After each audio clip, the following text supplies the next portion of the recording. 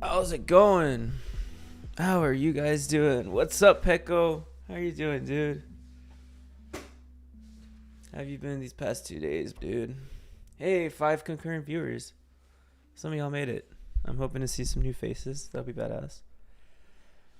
How are you guys doing, man? Hey, I took something pretty cool that happened over the past day. I took a melatonin gummy, and it didn't really. I took a melatonin gummy last night, all right, and I don't think it really worked. I was generally already pretty sleepy. I only took it because my eyes were hurting, and I wanted to get like 8 hours of sleep for sure, which I did. I slept at around like 11, 12, and I woke up at 8, so I got a solid amount of sleep. So I took the melatonin gummy, and I was thinking like, it did its job. But then I wake up, I go to school, I get home, and I'm planning to get on the grind, right? Sigma grind. I was planning to like edit up the stupid Marc live video and get that up before stream. But that didn't end up happening because instead I got this huge wave of tiredness. Like I got super tired. I got like hella, like I got so drowsy. I didn't feel that way at school. At school I felt pretty okay, but then it just came over me. Like if the effects of the melatonin hit me like 12 hours later. and so I got home and I just slept, man. I just knocked out since like 12 to now. And that's me now. So I made myself a little coffee. So it's kind of like, I'm hoping it'll like counteract, like kind of like I'm hoping it's not unhealthy. It's gonna counteract like this thing. It's gonna give me energy. Hopefully the coffee and the melatonin is gonna make me all drowsy, so it's not gonna know what to do to me. That's happened to you before, Pecco? It's weird, cause like specifically on the instructions it says 30 minutes before like bedtime, before you sleep, which is exactly what I did. I fell asleep, but I guess that wasn't enough. It didn't work. But yeah, that's been me today. That's been the struggle. I was like debating because I had an alarm set to wake me up at like 4:30. I didn't even want to get up. I was like, should I stream? Should I? I was like, nah, we're doing Christian stuff. I need the content. Videos have been doing very well. I've been very blessed, very lucky about that. Very lucky to have that. And yeah, we're gonna react to something I noticed when going through it. There isn't a part 6. Like it's just doesn't exist. Let me see if I can show y'all. Last time when we reacted, there just wasn't a part 6, I guess, and I just disregarded that. So there isn't a part 6 unless that's like there's a reason why there isn't a part 6. I don't know if there's a reason behind that, but it's just right here, part 5, right? Which I watched, and then just watched straight to part 7 because I didn't recognize that there was a part 6 or anything. So I don't know if I'm missing anything, or if it's just a labeling mistake by Geno, which I would doubt. I mean, I can try and look it up. Who knows?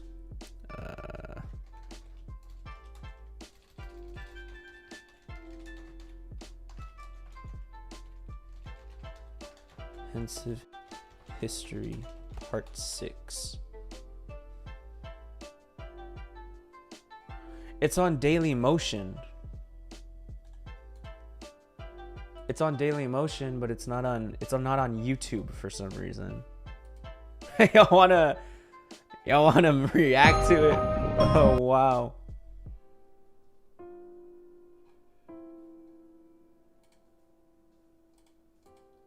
It's like on... I don't think we missed much, though. I doubt it. You see part 6 on GENOSAMUE'S channel? It had to be re-uploaded. Christian, A Comprehensive History, Part 6. Oh, then I watched it. Oh, but when was it re-uploaded? Oh, so I did watch it. I just don't know what. Okay, well, I did watch it then. Okay. Never mind. I found it. I did watch it. I don't know why I was so stupid. I don't know. I was just going through the channel through like the original uploads of it, and it didn't show up, so that's why I just kind of assumed. So it had to be re-uploaded. Ah, okay. That makes sense. Nah, I'm a little stupid. No, thank you so much, Pecco. All right, we're gonna get started then. I'm gonna jump right into it. I'm hoping I can still provide insightful commentary despite me being like real freaking tired. The coffee will fuel me, however. The coffee will fuel me. Let's jump right into it, guys. Some commenters said that part 10 is when like shit hits the fan. So I think a safe stopping point will be there. That's where I'm going to try to get to. So next 3 episodes, next 3 parts we'll be seeing right now. What made him this way? What is the attraction? You know what really sucks? That theme is copyrighted.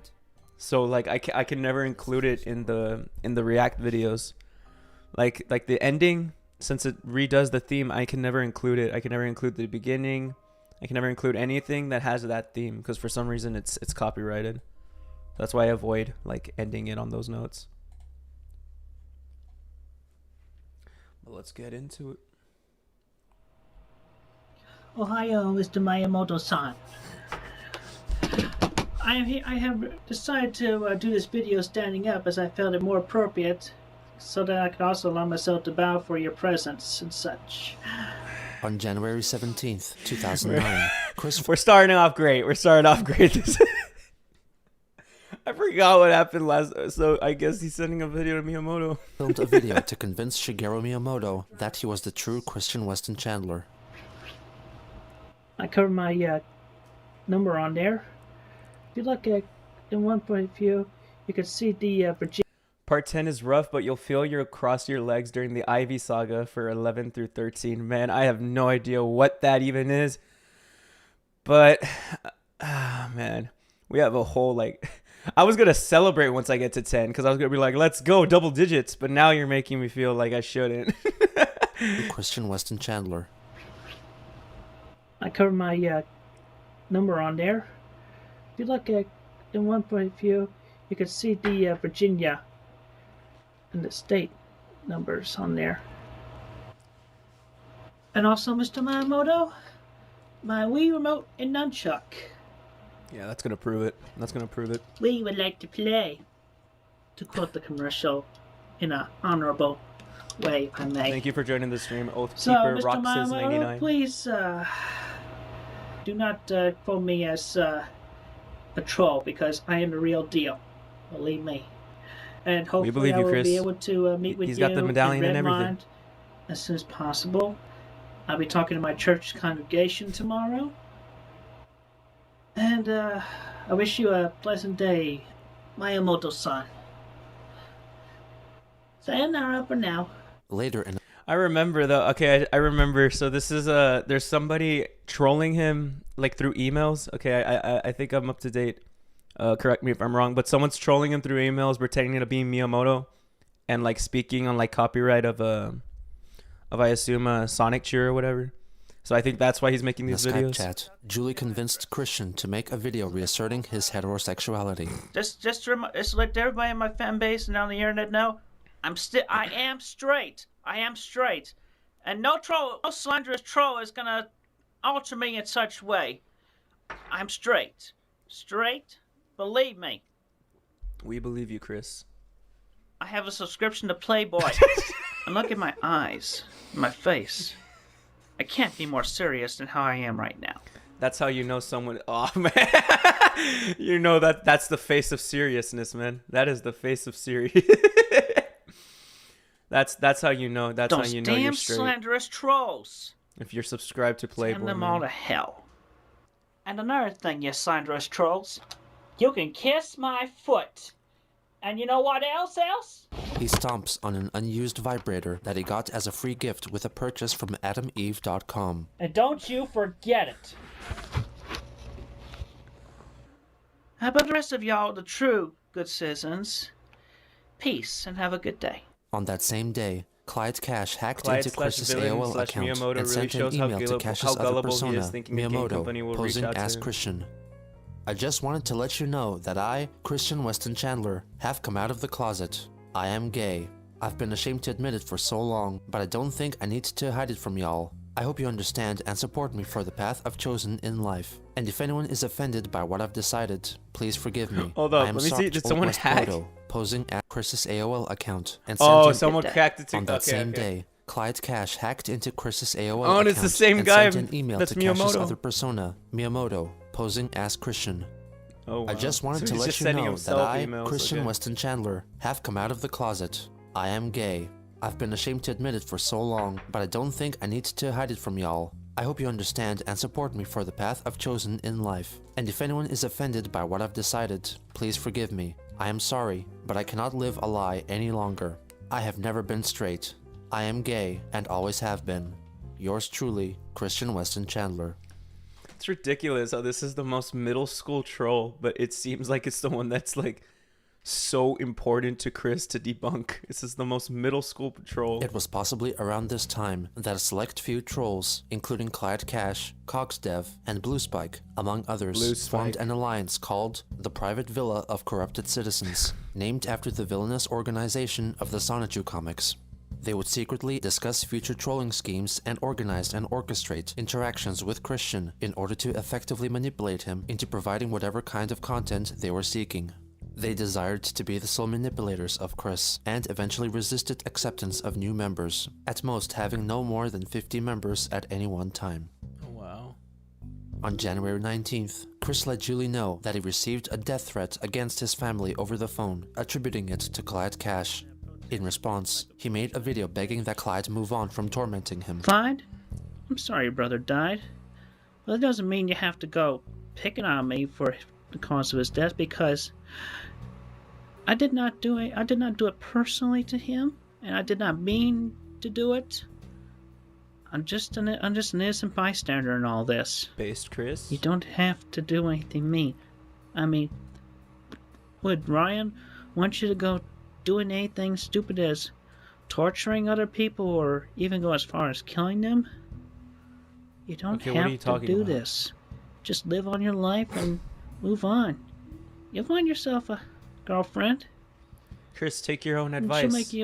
She'll make you happier than possibly Ryan could have done it. I mean, I feel for you, man. I mean, my dog died. I was sad. I cried for weeks. But yet, I got over it. I saw Patty in my dreams. And she reassured me that she was okay, and that God is taking good care of her. And with that, I was able to move on, live my life a little bit more happier and more luckily. Been over 2 years now since she died. You'll find a lot of other things that make you about as or greater than happy as you were with Ryan around. Just take it one day at a time, one moment at a time. You'll get over it. Peace, man.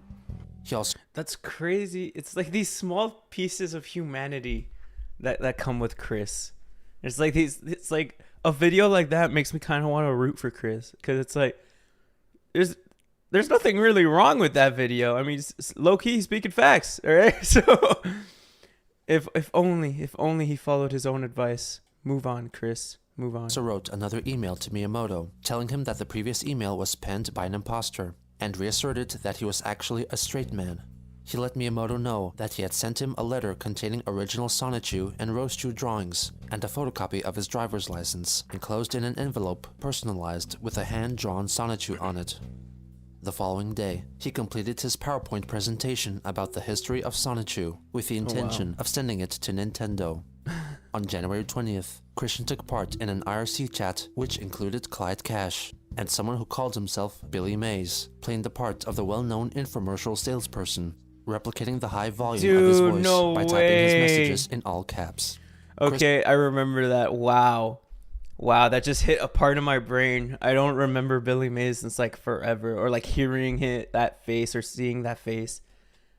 Billy Mays here. Replicating the high volume of his voice by typing his messages in all caps.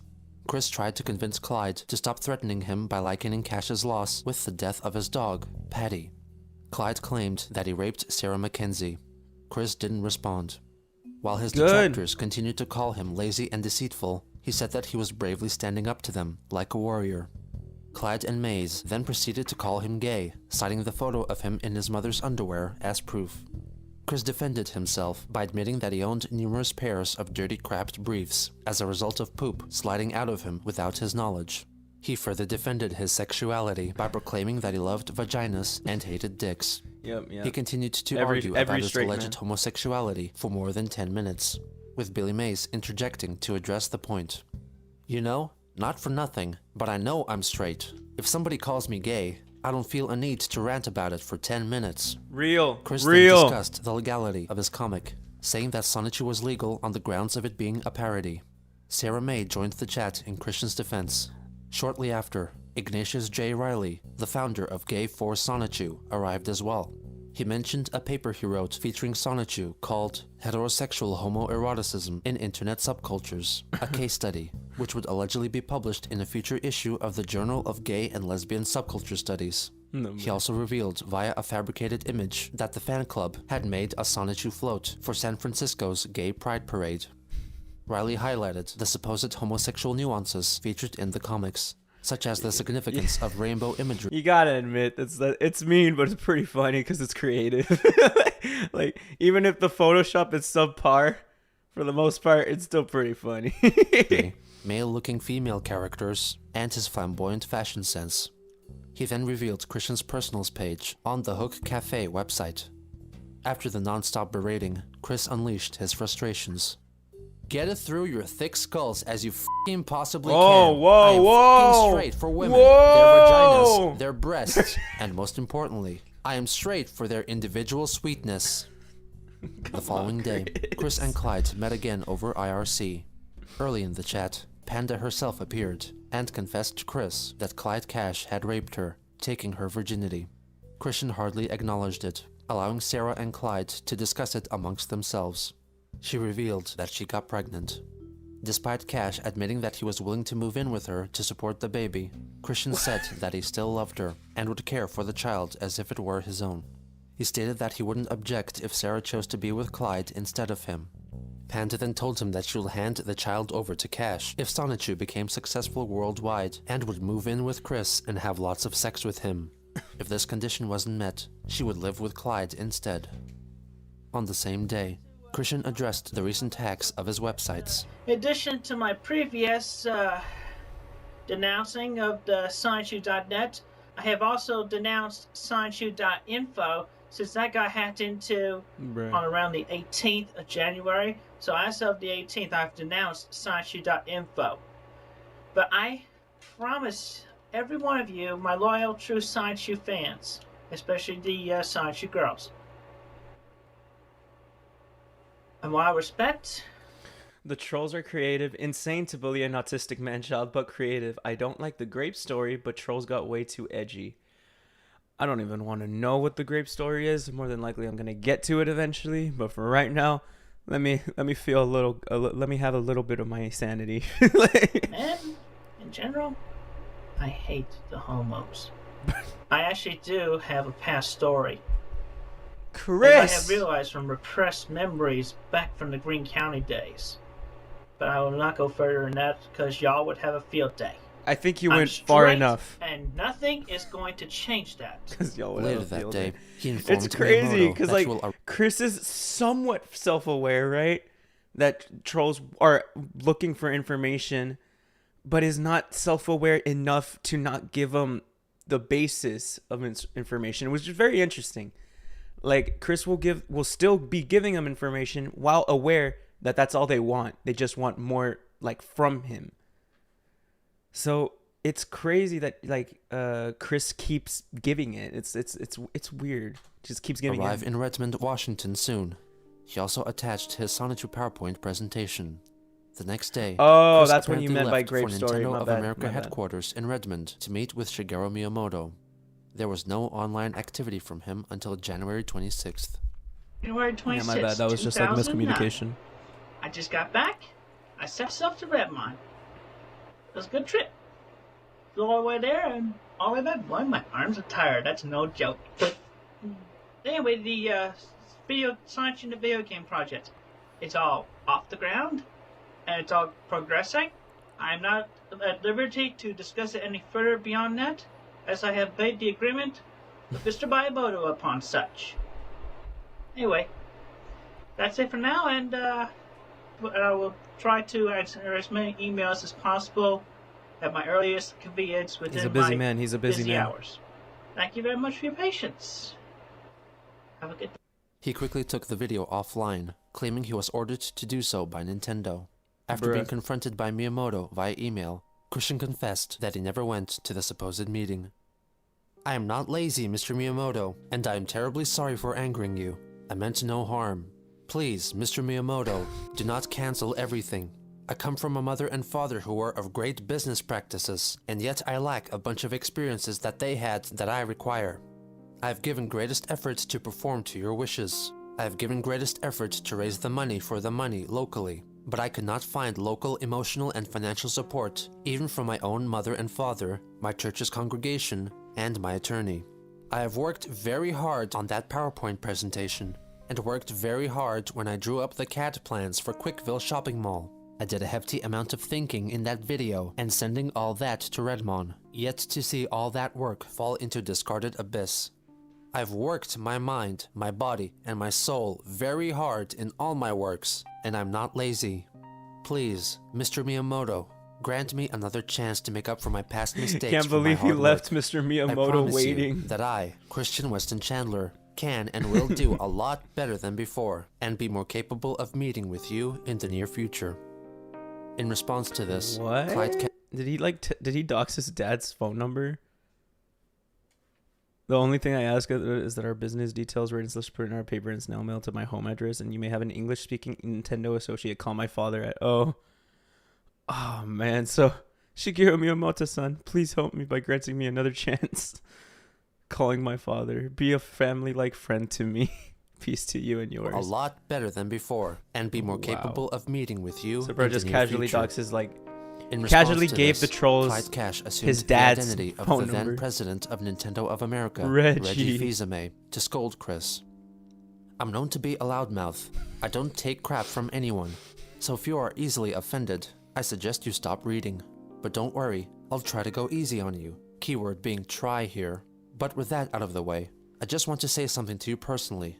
May I kindly ask, what the hell is wrong with you? Are you for we need a Reggie AI voice generator to like read all of this out. I feel like that would be hilarious. real or what? I was there for everything. I saw Miyamoto waiting for up to 2 days in the bitter cold for you to show up, and you stood him up. I was even there trying to arrange everything for you, even setting up someone to escort you to our building complete with bodyguards and full security, because I knew you were concerned about safety. And for what? So you could just not show up? I mean, I don't even know what to think. It's just completely unbelievable. Think about what happened if you did go, and you had to ask mommy and daddy for an okay on everything. Imagine what a complete disaster that would be. I mean, listen, simply put, you are not fit to do business with us, as you are not even in a position where you can make your own decisions, which is vital to survive in the workplace, and even life in the general. freezing rain, no less. After a few more exchanges, Reggie admitted that Nintendo had lost interest in Sonichu. No! We're not interested in your project. I've seen the PowerPoint. Apart from the fact that you are unable to manage for yourself, the PowerPoint really was the final straw. It was filled with gratuitous... God, you gotta imagine this probably killed Chris. This was like a stick in the heart to Chris. Oh, by the way, I'm wearing a Sonic t-shirt just for this moment, guys. and shameless Pretty cool, drawings pretty cool. with every other frame showing some form of partial nudity or characters making out with each other. This decision is final. We are not going to do business with you, and that is all. Sort out your own life. We cannot help you. Surely this will be the end of the Shigeru Miyamoto saga, Christian right? disagreed with his assessment of the PowerPoint presentation. There was positively no nudity at all in the PowerPoint presentation. And what the heck is wrong with true love and kissing? Are you a virgin yourself? Have you had a bunch of bad dates? Or are you so close-minded and rednecked? True love is a truly sacred bond between woman and man, and when they are together, they get attracted to each other very much to kiss and later make love. God and Jesus wants us all to experience and share true straight love. There is nothing objectionable from that. I am a man who stands for true love and honesty in comics and in real life, although I am still a frustrated virgin with autism on the side. At least I am making a positive difference in keeping true love between only woman and man in my actions. You know what? When I get through all of this, right, I will color this t-shirt and make it like, what's it called? Yellow to be like Sonic Chew. I will color it. I will like. Side note, I despise all homosexual males, period. Also, I bet you probably smoke and drink, don't you? Quote me on this, man. Quote me on this. I speak against those as well, since they are tools to speed you to death with cancer, liver problems, bar fights, and automobile accidents. Give up the habits. They are beyond gross and disgusting. Sigh. Can you believe that Chris is like if for whatever reason Chris got into an actual agreement with like Miyamoto, with like Reggie, Chris is like sending this to Reggie. Like Chris fully believes that this is being sent to the Reginald, the Reggie. It's ridiculous. It's they think this is on January 30th. Normal. Chris released a video addressing the events what are of you the now? past few days. Homie is a pastor. I respectfully detract the previous statement I made, where I said where the wheels were rolling with Nintendo of America, because part of me doesn't get why Chris thinks Nintendo will care for way he portrays of love to a mostly family-friendly company barring M-rated games. Yeah, well, Chris still believed that they were going to take his IP, Sonic Chew. Chris believed a lot of things. Chris is going to believe a lot of things in this documentary. So I'd say this one isn't too far off from reality. It's still way far off from reality, but this one isn't too far off compared to everything else that we're going to go through soon. So the president of the company, Reggie Fils-Aimé, has blatantly canceled the project. this is And so also, I'm respectfully doing this retraction, but also I'm putting in my own 2 cents because Reggie has just made a step too far. Mr. Aimé has lost my respect because he objects true love. I mean, it's between straight lovers. Homo males are objectionable. Very objectionable. I hate them. But when it's between a male and a female, it's true love and honesty. So, Mr. Aimé, you've lost my respect. And you have crossed the line. And if you want to see me at court, I'll see you in Charlottesville court. And I'm doing this parody of Sailor Moon in response to the Lost Sailor Moon title that would have been released to Japan for Nintendo Wii.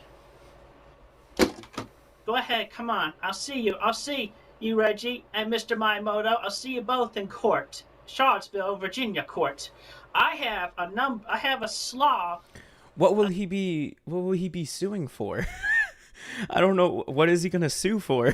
Like, why are they gonna be meeting in court? I don't see what's the legal problem. Why does he want to take them to court? Right, a grand number of family and friends locally that will defend me in my character. So let's see what you got.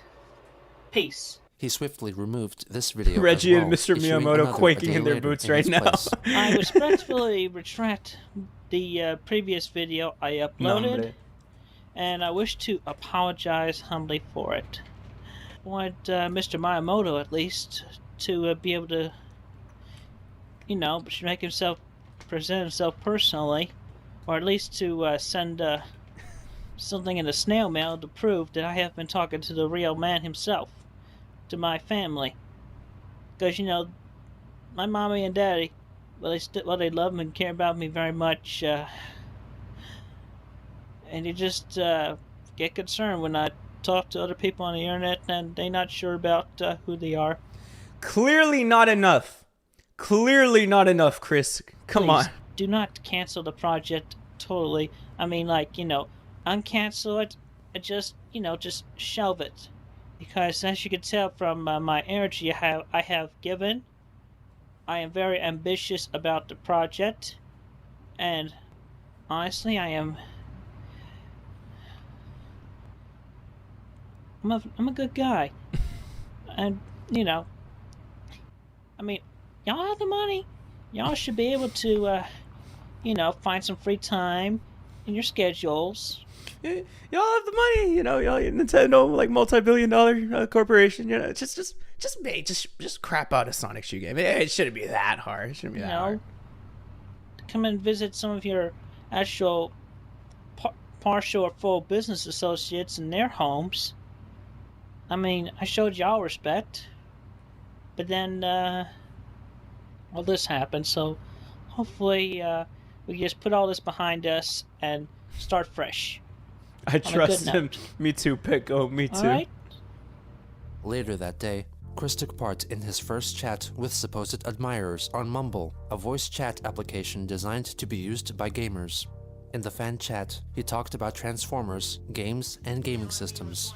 I used to hate both the PlayStation and the Xbox, but then I ended up getting the PlayStation 1 at a rummage sale, and then I just kind of I test played it, and then I pretty much felt, and then I decided not to trade in. X to doubt. Oh, excuse me a second. Alright. I'm actually wondering if I should stay online or go play Animal Crossing. That's The conversation eventually moves on to other topics. Women's bodies look. Let me try this again. Women's bodies look a bit. Yes, they're more beautiful. They're more beautiful. They're like Base Chris. They're truly like works of art in their own way. Just Chris like is so the statues that were built in past times.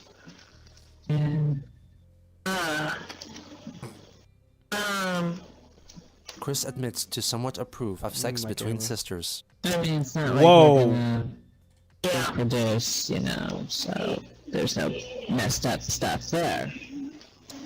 I don't know. I guess between sisters, but it's possibly okay. But I'm not saying for certain. Chris. Alright, so anyway, I'm going to get something to eat, so I'll come back later. Okay. Y'all take care. You too. Good night. Bye now. Bye. wow.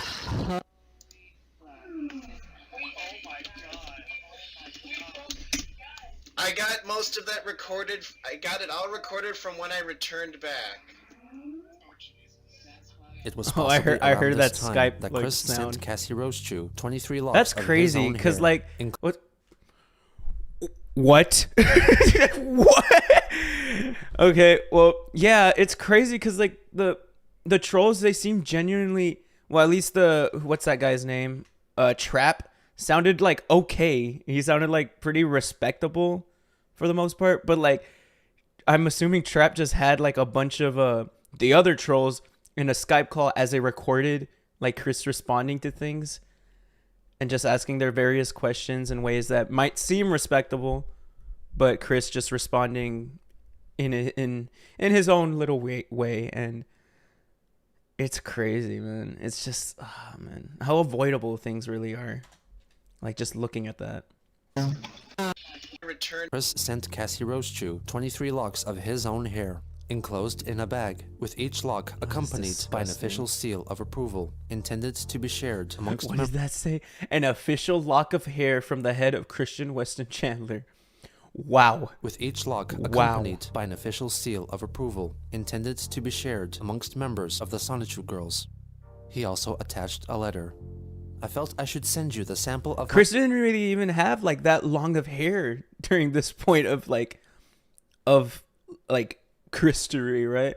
Chris didn't even have that long of hair. Would Chris just grow his hair out, cut it, and send it? And that's why he would have such short hair? For you and your That is crazy. Sarah May.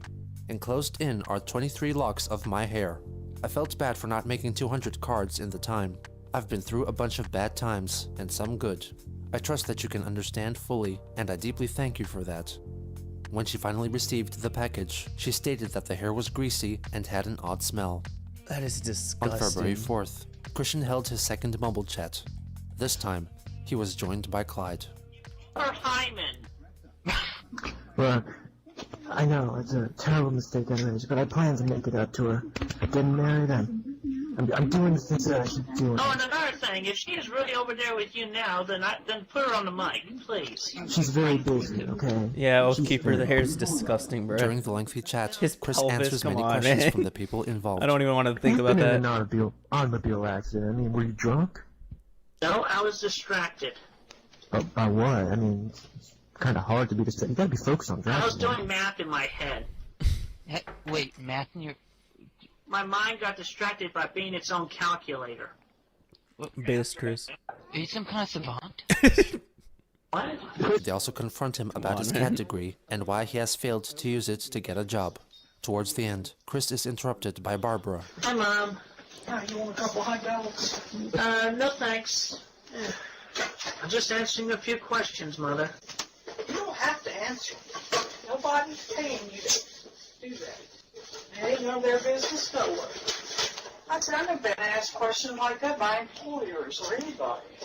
Based Barbara. Everything. Based Barbara. Based Barb. What's happening? What the heck? Yeah, obviously my mother is offering her input. Listen to her, and in this instance, listen to her. Mother is Oh my offering her goodness. input.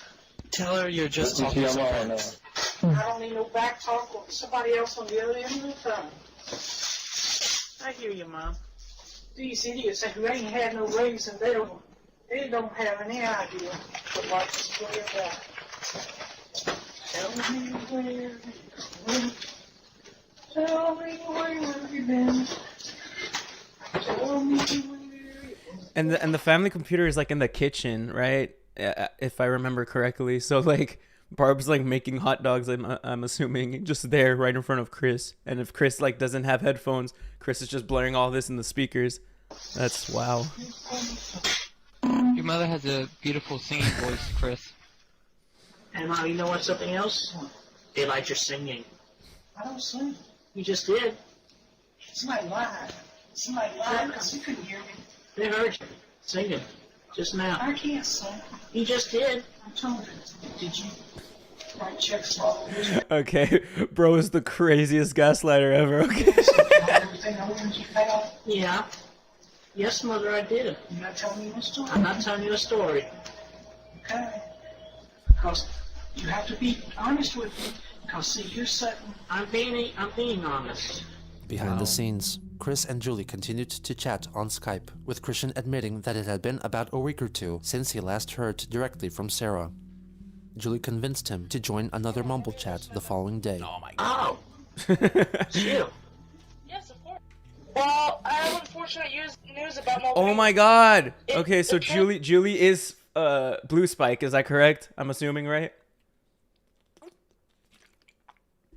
I just heard the voice and I could recognize it, man.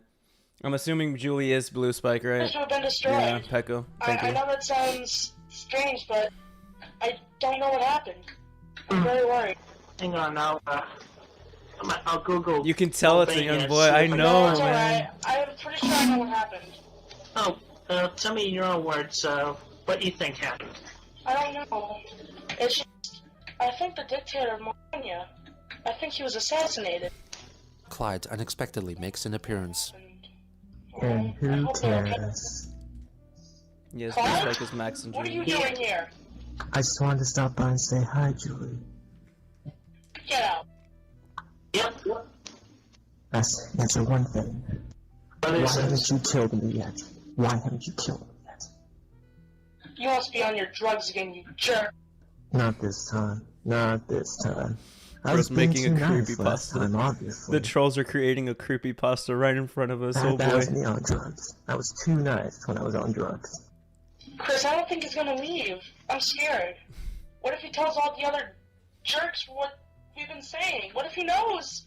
He knows nothing. He's been mostly out of this conversation. Based Chris. I know everything, ever. Oh, there you go. He got kicked out. So anyway, yes, I do see someone outside my house. I don't know who it is. I'm worried. It's best not to try not to think about it. Someone's pounding on my door. I'm going to go lock it. I'm worried, Chris. I'm going to go lock it. Okay. Yeah. It's crazy. Like Blue Spike did absolutely no like voice covering. It's clearly just like a 12-year-old boy. Like I don't know how you wouldn't like see that. Oh, Come on, Chris. I looked outside, Chris. Uh-huh. It turns out I mean, it's a maybe salesman. it's because we have foresight now, knowing exactly what happened. But I mean, it clearly sounds like a 12-year-old boy, man. Come on. I'm sorry, I acted so silly. Yeah, but it's okay. It's only human. You're only human. They talk Chris. about cars, Sonic Worse, he was characters, 13. and video It's games. crazy. When I do go to Ruckusville, Virginia, I would love to play Guitar Hero with you and Burnout in all the games. W Riz. I'd like that too. Play with you. Riz. You know, Guitar Hero Encore rock the 80s? The Encore number was Play With Me. Oh, cool. That's quite the coincidence. So, come play. Come play. I will.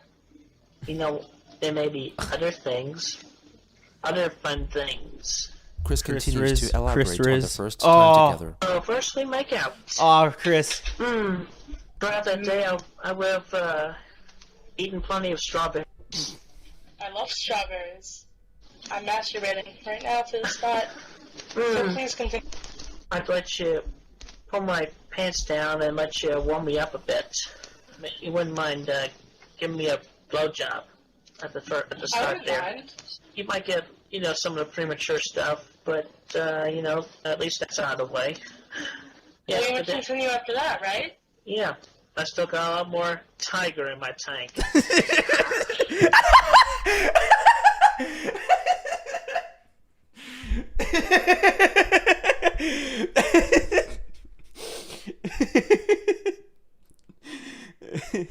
I knew. I'm gonna use that anytime I speak to a woman. I'm gonna say I still got a little more tiger left in the tank as I roar. Yeah, I still got a lot more tiger in my tank. Me too. Chris talks about them engaging in sexual acts some more, and admits that because he would have been eating strawberries beforehand, upon ejaculating, his semen would taste like strawberries. So, Isn't that how it works, though? I don't know if I'm stupid, but is that actually how it works? I think no, I'm sorry, guys. Welcome to like biology 101, but isn't your ejaculant taste like is based on your diet or whatever? there you go. In the mouth. You're enjoying that. Clyde appears again, and threatens to fly over to visit Julie and play Russian roulette with her. You really are a psychopath. Why so serious? You need to be put in an institution. More like you need to be put in an institution. I mean, No. you're obviously delusional. Real. You really believe that you can smite me and, I don't know, you can stop me with your words. You really think that? I don't just think that, but I am confident. Chris Hello, and Clyde Helena. continue to argue with each other until Clyde explodes Welcome and to the says that stream. high-functioning Yeah, that's what autism I is not a think, recognized diagnosis, At least and that's that what I only Asperger's remember, like, syndrome exists in its Reading place. at some What point. can you do that makes money? You're a parasite on America to America. You just leech off the government, getting money. They throw you money just because you're autistic, which you are not. Bro is People the with Joker. actual jobs support your lazy ass. Bro is the I am Joker. capable of standing up and supporting myself when I am ready to. But I like to feel like You're 26 years old. What do you mean you're not ready? I like to feel like I have a woman by my side to help me make sound decisions at the right time. Spoiler alert, you're never going to get a woman. Yes, you will. Me. You're a jerk. No, I'm trying to help him. You know my cousin Vivian? She's been trying to help this fool.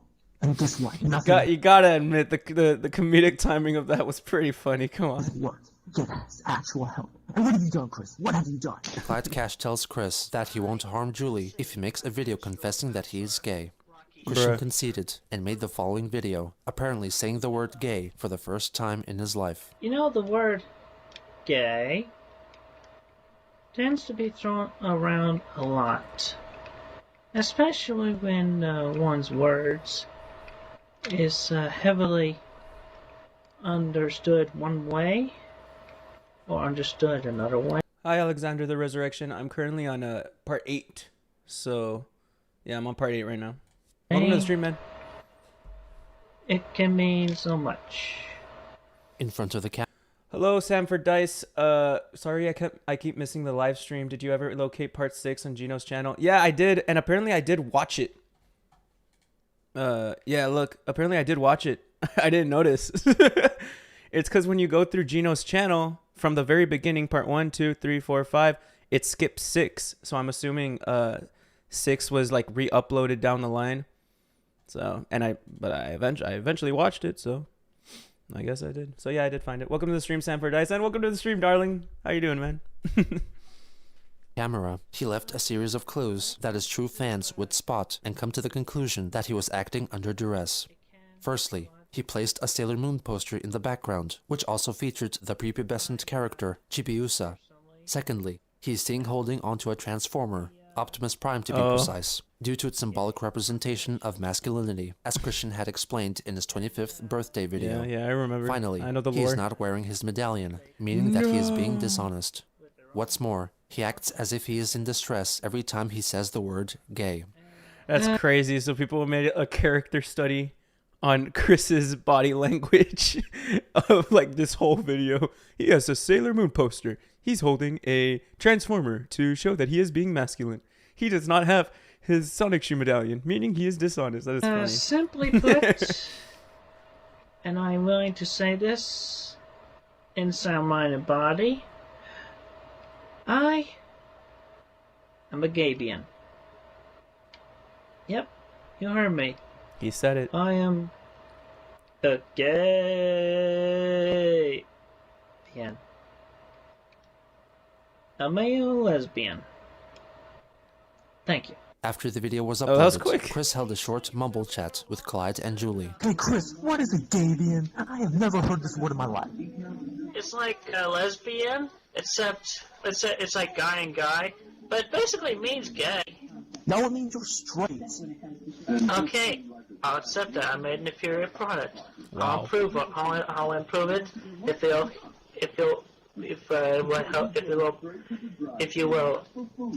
give me a bit, if you'll leave her alone. Man, you sure look stunner. That's alright. I'll move around, but I'm gonna send you some chocolates, okay? Is that okay? Joey, is that okay with you if he sends you chocolates? Okay. And I'll send you some flowers. Okay. Why? Because I'm hitting on you. Come on, you are a dance woman. Shortly after, Chris made another video in which he finally admits to being gay. You know, the word gay, in terms like coming out of the closet, gets thrown around a lot. Anyway, so, to get to the point, fine. I'm gay. I'm gay. I'm gay. I said it. It's crazy how homophobic he is. He can barely pull it out of him to say, I'm gay. It's like, bro, come on, man. It's not that big of a deal. I'm gay. So, did I really come out of the closet there? It just depends on y'all, how y'all understand it. Peace. As the video was being uploaded, Chris rejoined the mumble chat. He admits to Clyde that he probably spent around $10,000 over the past 9 years on video games, and Clyde states Chris is unable to save money in the long run. When asked, Chris couldn't name 5 typical household bills. Both Clyde and Chris say that they haven't heard from Sarah in a long time, and Clyde fears she might be dead. When talking about personal preferences, using autism as a clutch, but us is very gullible of what he has been told. That's how it's been for. I think that's, as far as I know, that's how Chris's life has been, like their entire life. It's just been using autism as a clutch and being like, I'm a virgin, I'm autistic, I can never be accountable. I can never be held accountable for my actions, and that's been Chris's life up to this point. As for a girlfriend, Clyde accuses Chris of being racist. I would care about a black woman as a friend, but, you know, I would not want beyond just friendship. Why are you saying this, Chris? Look, not about personality. You're still being racist. Based Clyde, I guess. Don't you blame me for no fool, man. What was that? You figure it out. I have no comment on what was that? Oh, that just be an imitation of a black person or somebody from Jamaica. You do know those are different. Oh, Christ almighty. So you are racist. My God. Hey, well, if it fits Archie Bunker's shoes, then let it be. But I am not totally racist, man. Chris. I am not racist. What was that? What was that? You just threw a label at me, so I just imitate somebody who actually was. Oh my Christ. Christ almighty. I don't know what to say to that. Why don't you do a Donald Duck impersonation? Oh, wow.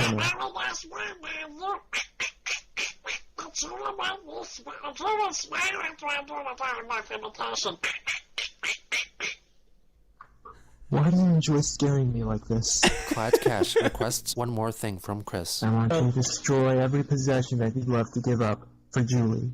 That will show you your dedication for Julie. Material goods is nothing you need to hold on in this moral world. And you have tons of stuff. It is only when you lose everything is when you're free to do anything. What a quote. What a you quote. You gotta show Julie you goddamn care about her. Sell your shit or destroy your shit. Just do something. Make your room look presentable. I mean, Christ almighty. You still look like a child. I'm young at heart. Everybody has to grow up. Soon after, Christian made a video addressing his recent outing and... So far, I mean, it seems like Clyde, that guy, it seems like Clyde isn't really trolling. I mean, Clyde is still trolling, right? But it seems like whatever Clyde is, everything that Clyde is telling Chris is like trying to help Chris in a way. I don't know if I'm wrong or if Clyde is going to end up doing some really bad shit soon. But so far, it seems like Clyde's just trying to get it through Chris's head, like, hey, this is like, get a job or like get up, do something, clean your room or whatever. So I mean, I don't have too bad of a taste on Clyde so far. But he has to grow up. But who knows, shit Soon can like after, really hit the fan Christian soon. made a video addressing his recent outing and Clyde's demands. Hello. Some of you may have seen the video which I've recently he's got the medallion back. Uploaded, saying that I was... Trust me, Clyde is not a good person. You will see why. No spoilers. Oh, man. All right, Alex. All right. Of the wrong orientation. But I want to let y'all know that I did that to save the life of a trusted gal pal. Oh, wow. So, yes, as you can tell from my nonverbal clues, I was lying out of my ass. And also, I had to make another promise after that I get rid of some of my unnecessary possessions.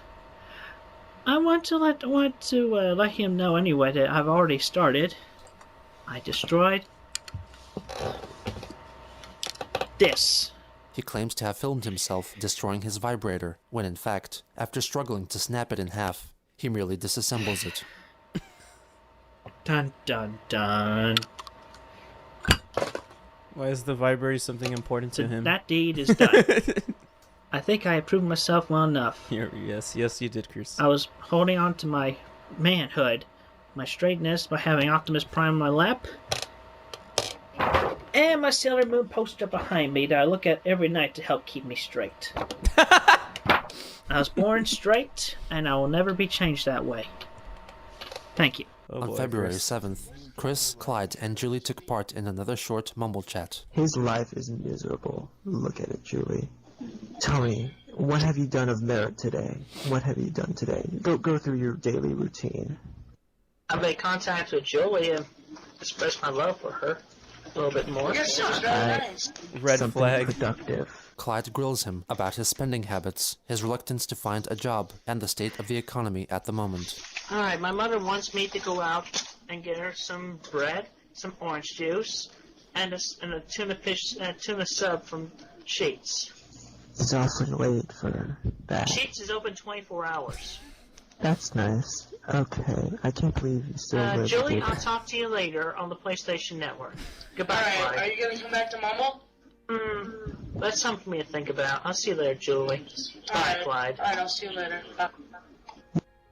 Oh, could have been better. Could have been awfully Blue better. spike, yep. That's all I can really say. I'm disappointed. And before you all unmute yourself... Cogs, I'm sorry, I was still set to stereo mix instead of my microphone, because I was recording Chris. Yeah, I better stop recording now. Conditions are still extremely dangerous. Winds are shifting. Some towns are coming under ember attack. Emergency services have blocked some... On February 7th, raging bushfires began to spread across the Australian state of Victoria, eventually killing nearly 200 people. Even though she was known to be living in the state of South Australia, Chris believed that Sarah may have been lost to the fire. No way. No way, bruh. What? I like tuna. Come on, Petco. That's an L opinion. I like tuna. Ay. That's crazy.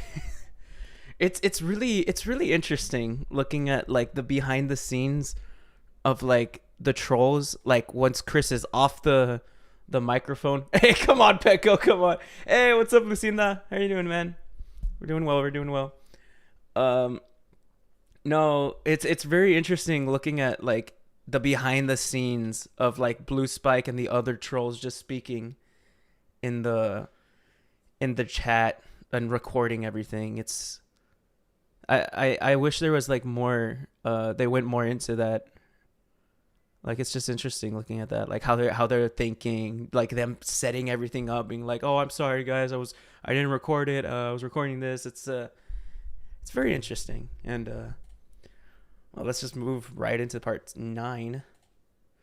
Welcome back, Lucinda. Don't worry, she's not dead. Chris just assumes that she's dead. That's so weird how Chris would assume that his gal pal is dead, right? That's so odd, without like even confirming or anything. And this way of Christian. Here we go. Skip the intro for y'all. This is like the exact same every single time.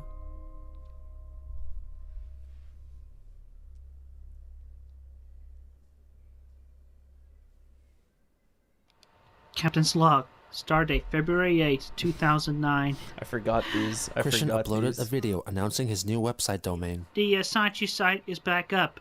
It's at sonetchuandrosechew.com. That's what it is now. Oh, my bad. Yeah, I've been under distress lately. The recent one where y'all may have watched the videos, last 2 videos before this one. Yeah, forced into doing that. I won't be repeating that again. It's been so long since I've seen these earlier episodes. It's like a fever dream, man. I can imagine. Hopefully I won't be repeating that. Use that take. Anyway, also, feeling the after pains from that, I find out that there's been some brush fire or wildfire, that sort of stuff, fire, going on in the southern Australia area, where my sweetheart,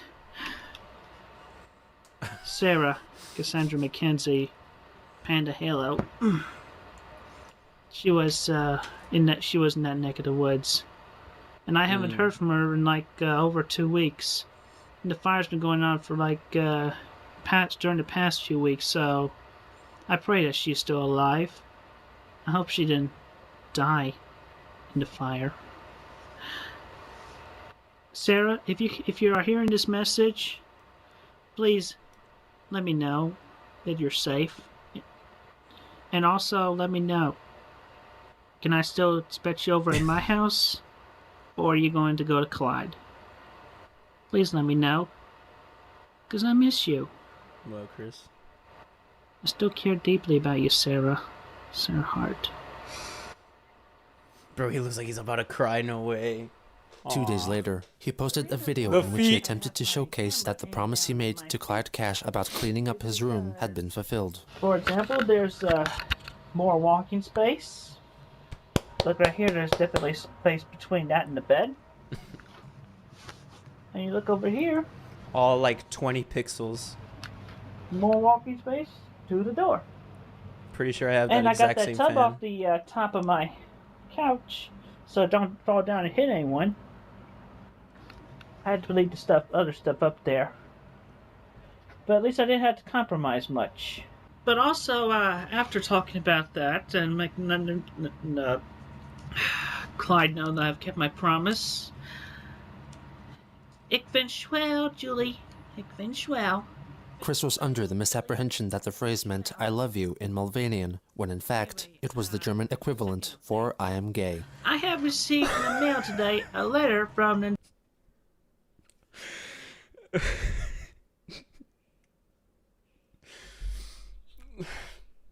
Chris, you have the internet.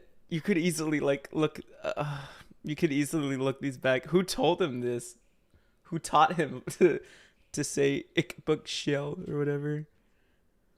Oh wow, Chris, come German on. equivalent for that the phrase meant I love you in Malvanian, when in fact, it was the German equivalent for I am gay. I have received in the mail today a letter from Nintendo of America in response to the piece I sent in the snail mail. It comes from Mike Chandler over there, no relation, at least as far as I know. It has proven my family and my congregations as well as my own. That still gets me. He will fall for this again during the Idea Guy saga.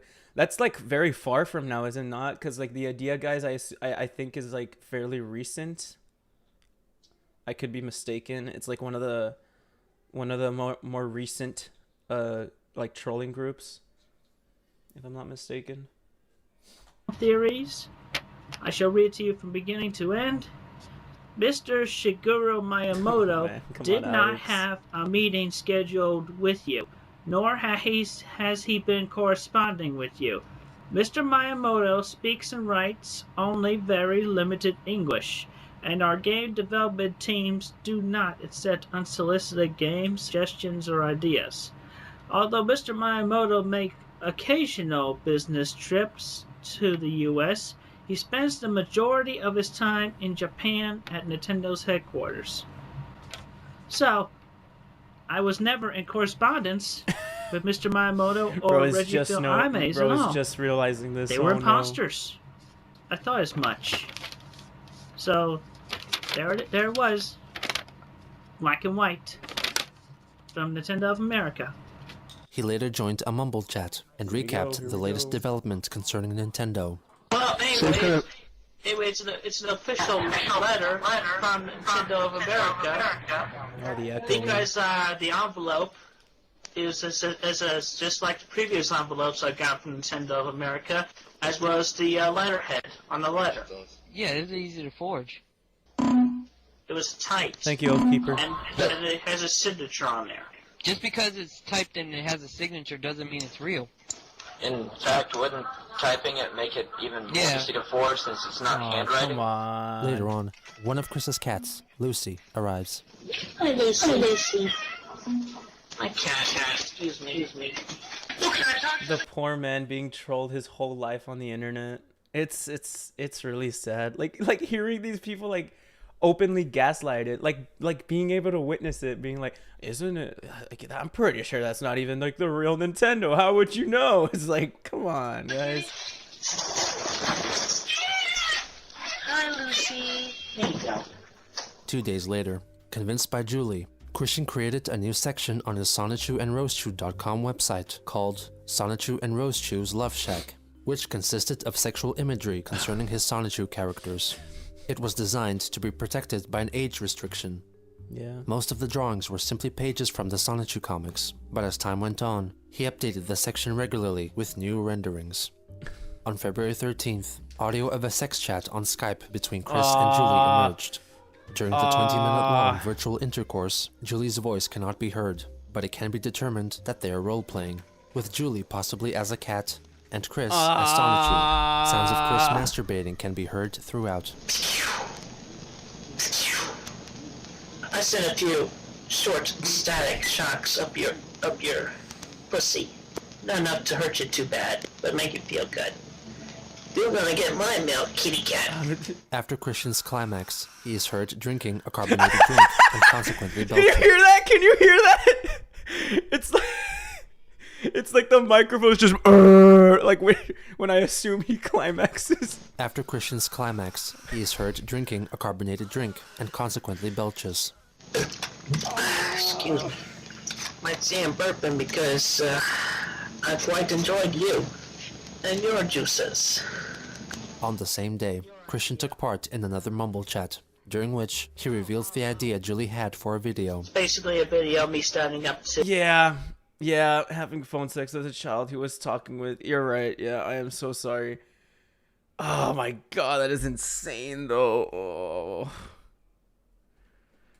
Clyde, oh my god, it just makes me it just makes me feel I just up and down being like, should I be laughing at this? This is kind of funny. And then I realize, oh wow, this is a 13-year-old kid that is doing this shit, and like he's saying this to a 13-year-old. Granted, he had no idea that it's a 13-year-old kid. For some reason in his brain he assumed that it was a woman. But wow, that is true. I don't know.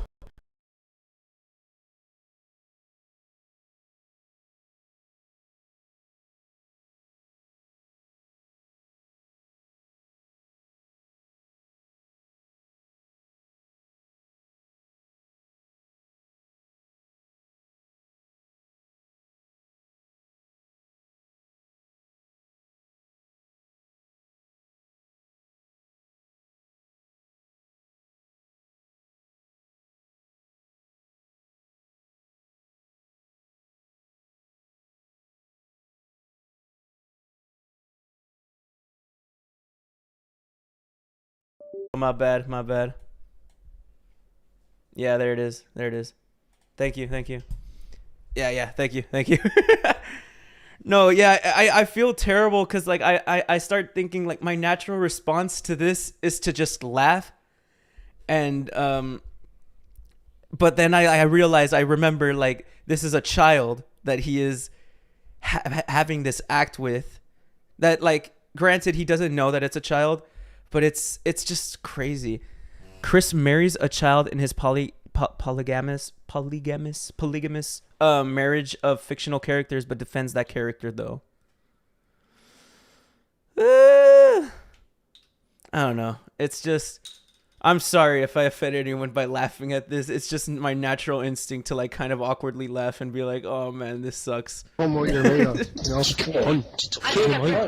pretty much already proved my strength when I ripped that dildo in half. Chris tells a fan that the original She Came for Quick Pick was torn up into small squares and placed into an envelope. Why'd you do that shit? Like, I understand blows at you, but like, you know, why something that's from real life?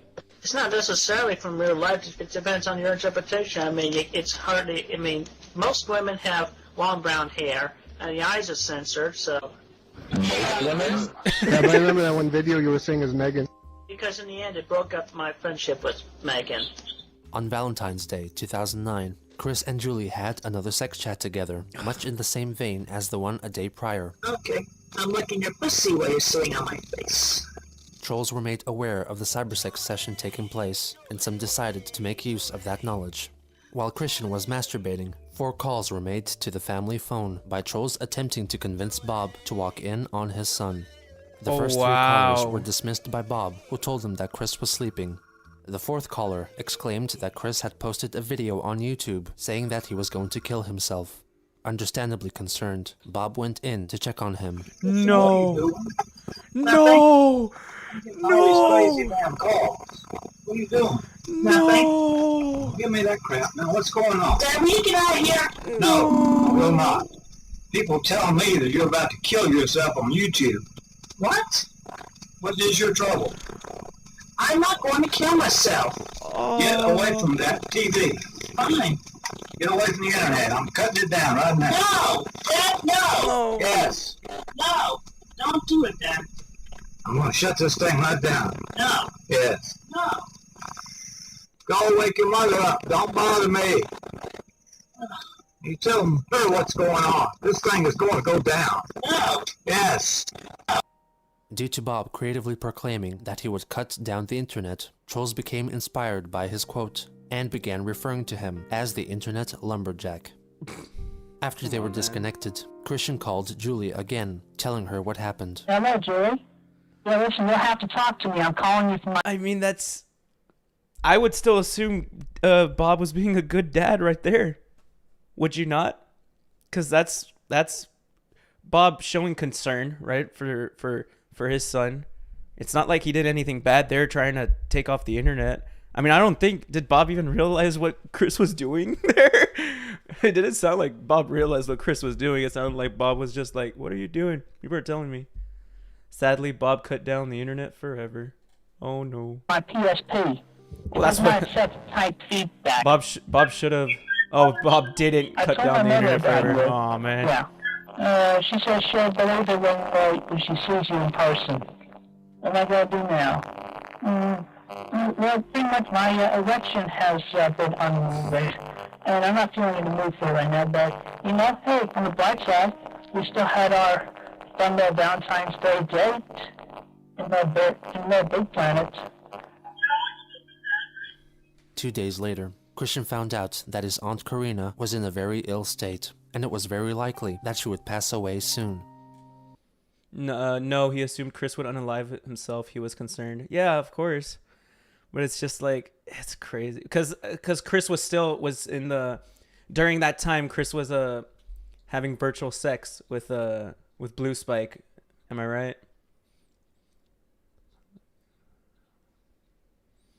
Bob showed concern, but Chris by then talked back to him and said no, like a petulant child.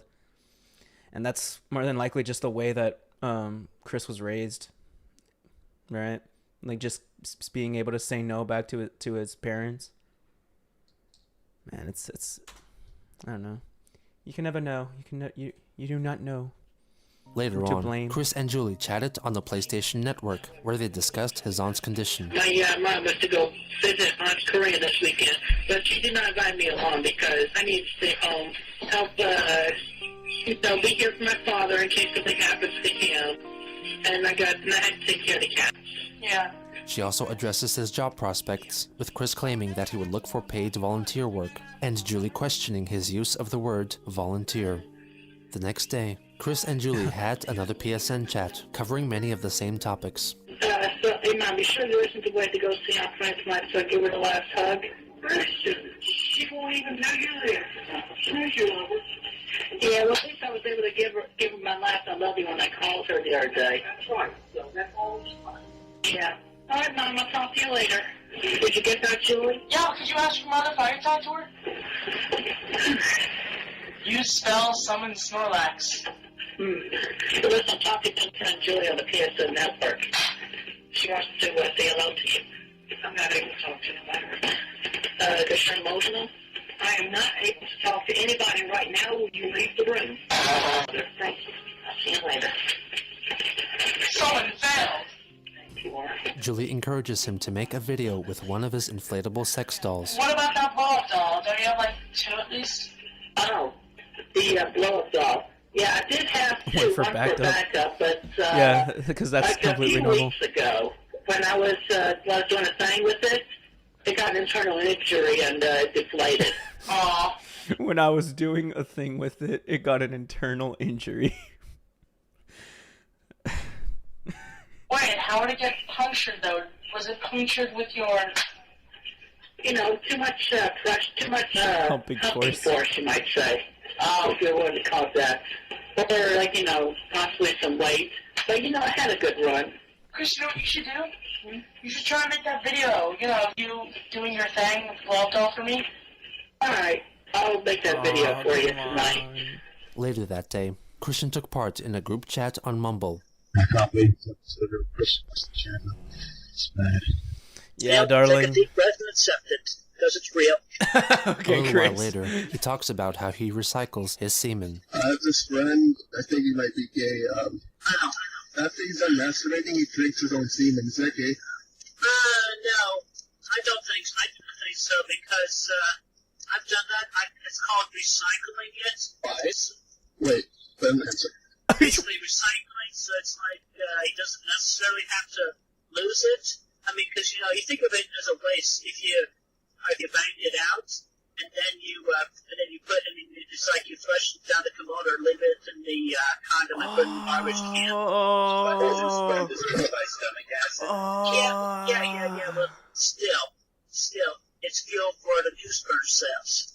Plus, also, I've learned on the internet that there's vitamins in the sperm cells as well. Chris. But so it's like basically you're helping yourself when you do that. Chris. Although personally, I'm kind of sick of swallowing my own. So, I'd imagine. I would imagine. I mean, it just depends on your own individual taste. Chris discusses the prospects of a threesome. My name's Emily. Oh, hi, Emily. I don't understand why you're still single, honestly. Tell me about it. Oh, I am in love with Julie right there, who just spoke just now. Oh, she sounds like she's really pretty. Maybe we can have threesome. Oh, wow. Chris also tells Julie that he would be willing to participate in a threesome. Average response to someone asking about a threesome. Oh, wow. Chris also tells Julie that he would be willing to participate in a threesome with another man. The other members of the chat responded by SMH, Chris, you want vitamins? Just take Flintstones tablets. That's what everyone does. Take the Flintstones like little gummies. The vitamin gummies. Accusing him of wanting to engage in homosexual activity, but he defended himself by stating that it isn't gay as long as their testicles do not come in contact with each other. I guess I would accept a threesome with two women. Well, did you hear that, Emily? After Julie and I done a few times, we can invite you. That'd be really cool. I mean, we can go shopping at a sex store beforehand. Yes. It's me. It's certainly. Hi, Sarah. I thought you wanted me and you and Julie to have a threesome. Oh. I thought it was going to be special. It can be special, Sarah. It can be. Okay. Bro has W or his. It can be special, Sarah. bro has game. Right it's now. crazy. I feel like you don't care about me. Sarah, I do care about you. I'm sorry I upset you. Thank you, Chris. Emily asks a question about genital piercings, referring to penises Thank you, by the darling. euphemism ducks. Would you ever get your duck pierced if your sweetheart thought it would be really hot and would improve your sex life? No, I would never have. I feel like it can increase the pleasure. Even that considering, I still would not get any piercings. Wait, what's a duck? It's like a place in the eye with a U in the word dick. So it's a euphemism. Euphemism. And you spell it YOOPHIMESM. Yeah, excuse me, I'll be right back. Julie asks Chris about his penis. I have to ask you something, Chris. Yes, Julie.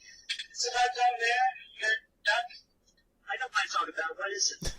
Tell me about why your duck is bent. Well, I don't know why it's bent downward. I just assumed it was natural. You must have done something. Come on. Well, maybe because I've been wearing briefs all my life, and that could have forced it to be bent downward when it gets stiff. Chris. I don't know. Chris, have you ever used the penis one? Yes. I feel like I shouldn't be listening to this. I should not be listening to this. This is so... Secondhand embarrassment is crazy. Like, not even Batman would get any of this information out of me. The way your dick bends. It's... My penis was already bent downward before I used the pump. What about the Viagra? I never took Viagra. For the record, I did not take Viagra. I took Extends. And my dick was bent Aren't they the same thing? downward. Aren't they the same thing? They're like, they do the same thing. They're both like pills, are they not? My dick could be longer. Yeah, those don't actually work. They can actually cause damage to your penis and cause it to bend. What, the pump? Yes. Yes. Well, for the record, mine does go up to a maximum of 7 inches. How do you measure it if it's bent? Well, you can use the tape measure. I used a ruler. Base Yeah, because Chris. against the bent part, make it straight. So it does go a maximum of 7 inches. Oh my god, Chris. Yeah, my dad was a doctor. He always told me to stay away from those things. Christian and Sarah May get into a heated argument because Julie had second thoughts about her involvement in a possible threesome scenario. I swear, I will not have sex with Sarah May. It's not fair, Chris. I swear I will not have sex with. This sounds like Bill Clinton. I will not have sex with Sarah May. It's not fair, Chris. I did not have sexual intercourse with that fair. woman. Why would you do this to me?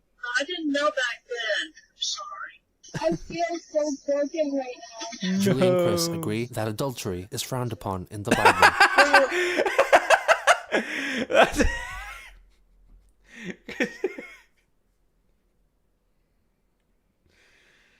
After all of these conversations, they decide to agree over the Bible. Okay. Okay. I mean, I'm Jewish. Is that okay? Oh, you're Jewish. I did Yeah. not know. I did not know that. But yes, that's okay, Julie. I was really afraid that you would get really upset with me. No, it's okay. I'm not upset with you, Julie, and I accept the fact that you are Jewish. Well, you can. And also, How could you reject the fact? How could you reject the fact that they're Jewish? Come on. But if I heard correctly, people who are Jewish were not supposed to have sex outside their religion? Yeah, some people believe that, but not all of them. Do you believe in it? Yeah, I think as long as the people love each other, then it's okay. Well, then, Julie, you are right. Christian calls Sarah May by the wrong name 4 times in a row. That was me, not Julie. Why are you calling me Julie, Chris? I said yes. Oh, I'm sorry. Are you pretending that I'm Julie? No, Sarah. No, I'm not Why pretending. would you do that to me? I'm sorry, it was an accident. How could you make it a stupid accident like that, Chris? I'm not perfect. We're not perfect. We're only human. We have rights to make mistakes. I have made mistakes. But it's just like when you're having sex with somebody and you scream somebody else's name. Do you know what that would feel like? Do you know what this is doing to me right now, Chris? Sarah, I do understand. I have seen this situation on television. Sarah May threatens to kill herself.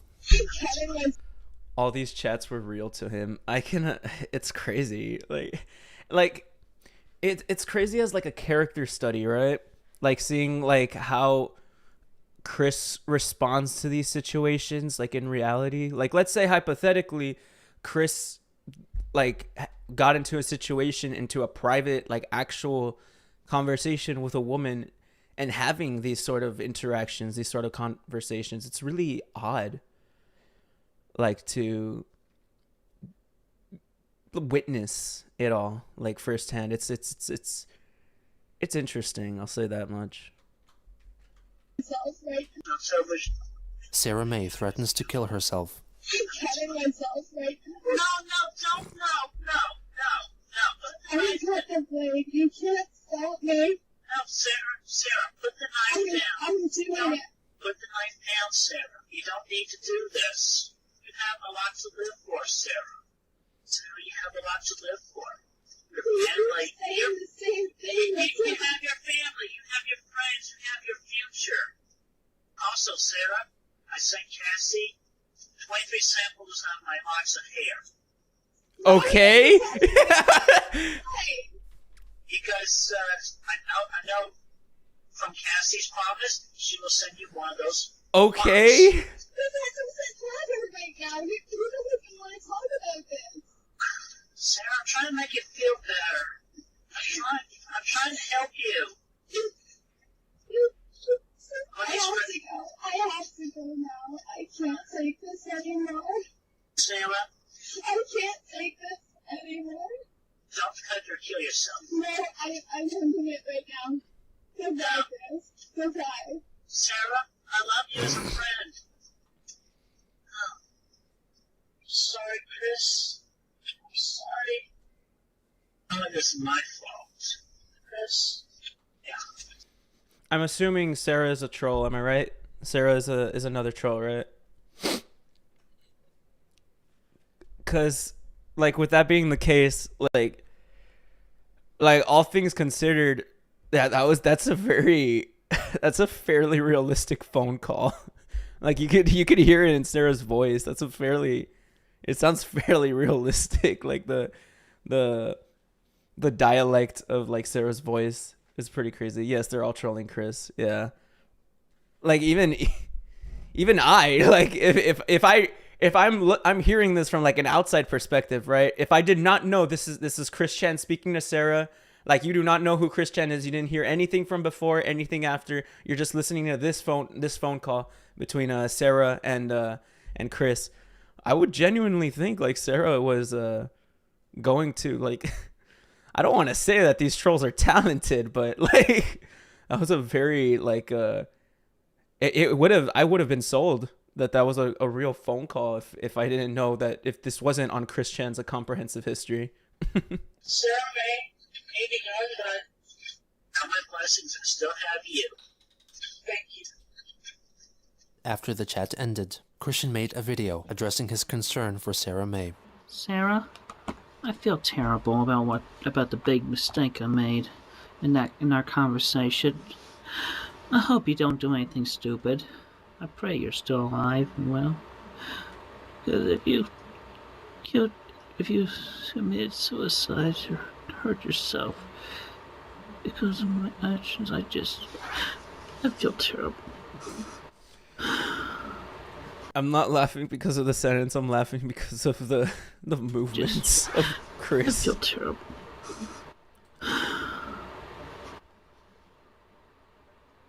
I care about you as a friend, and you are a sweet friend. You are a sweetest among my sweetest friends that I have made in my lifetime. Look what they did to him. I just cried I lost you. Hopefully I'll get to talk to you again soon. I love you, Sir May. As a friend. As my friend. Immediately after, he made another video talking about the choice language he had used concerning homosexual men, possibly as a response to allegations of hypocrisy emanating from participants of the recent Mumble chat. Captain's log, stardate February 18th, 2009. Forgive my sniffles, I just did video dedication. I just wanted to make a statement. I retract using the word hate among the gay populace. I was under a lot of stress, and I'll admit I made a bad word choice when I chose that word. I am capable of associating and being friends and respecting all gays. Let's go, Chris. Let's go. I'm doing this on my heart. Believe me. But hey, you know, beyond respect and friendship. All right. Yep, No. Yep, down here. But I do not hate. Like we were doing all right with like I respect the gay pop, and then The following day, Chris and Julie met again over PSN, where they discuss the voices Chris hears in his head. I also get random audio and word thoughts between my audio and my photographic memory, where it's like, you know, other people saying, Christian is gay. What did I say? Christian is gay. Do you really think you're the LGBTQ's greatest ally, Chris Chan himself. gay? No, I do not. I'm straight. When questioned about the dubious sex toys in his possession, Chris responds truthfully. I put a condom on the dildo, and I actually did put up my a-hole. In my humble opinion, it just did not feel right to me. Wait, did you tell me about the beats? Yeah, I put them up my a-hole the one time, and didn't really know how they worked, so, I just, was, winging it, and it didn't really turn me on or anything, so... Not even Batman. Not even... I pulled them out, and the string and the beats were covered in poo, so I just put them in the trash can and forget about it. God, man! Yeah. Oh, I'm sorry. Oh, my God. Thank you for telling me this. Oh, my God. That you're able to share. That is disgusting. I mean that as in I'm happy that we have a trusting relationship between you and I. You see me smile? Because I'm smiling. I can see you smile. I truly love you, Chris. I love you too, Julie. After a lengthy chat concerning Chris's I still cannot get that image out of my head of the anal beats. That is, oh my God. activities, he disclosed his PSN account password to Julie. Later again, Bob joined the chat, inquiring. I don't know many straight men who have sex toys outside gay men and guys who have very close sexual partners. Hey, Moist Critical. Yeah, y'all know Charlie Moist Critical. He owns a lot of sex toys, and he's very straight, I would say. I assume. Hello. Hello. Oh, Bob. Wait, what happened? Julie, concerning Chris's sex. I love you too, Julie. After a lengthy chat concerning Chris's sexual activities, he disclosed his PSN account password to Julie. Later again, Bob joined the chat, inquiring about her home country. Here's my dad. Hello. Hello. That's Julie Novanya. She came all the way from Albania. Albania. We were just looking at it on the map. It's next to former part of the former Soviet Union, USSR. It's gypsy country. Ah. You have any gypsy violins there? Yeah, I see. Because the thing is, I quit a while ago, Chris, because it just, I don't know why. People doubt Mulvania so much. Well, all the countries keep changing. And I keep telling Christian, I've been around for 81 years. Oh, wow, 81 and I've seen years. this world change a lot. And it's hard to keep track of which countries or what countries anymore or what they were earlier. Very few people, particularly in this country, really understand the makeup of the world. I have been very interested in the world since I was 10 years old. I'm very fond of, and I really truly believe in, the United Nations. But you won't find anybody else in my countryside around here, I think, that does. But anyway, I'm very world conscious. Yes. And I've tried to train Christian, but it's awful hard for him to understand because he knows about Charlottesville, and he knows about our little county here in Greene, and he knows about places that are 50, 100 miles away, but he doesn't really comprehend, I think, countries or cities or anything that's really farther away. Like, I don't think he really comprehends Europe or Asia or anywhere like that.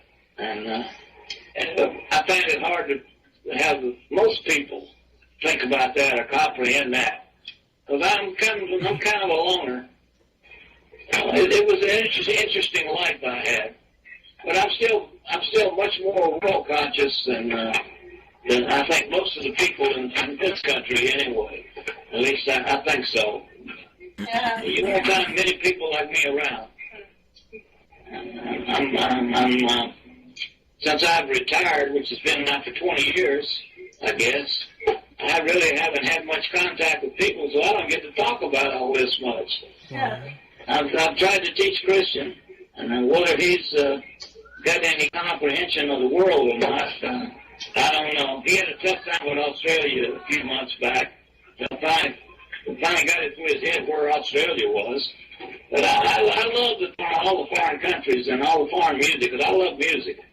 And I've got maybe 15 to 20,000 long-play records of classical music and semi-classical music and jazz and blues.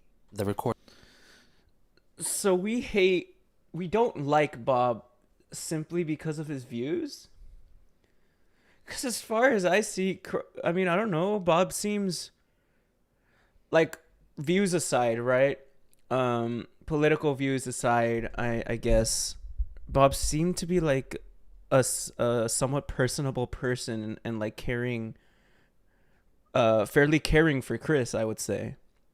I don't know if that is a wrong assumption to make, because I mean, clearly it seems like Bob wants to share like things about the world with Chris. Like Bob wants to share like, hey, like I'm very world conscious. I love learning more about the world and trying to share that with Chris. But apparently that Chris has a hard time comprehending it, which I would imagine.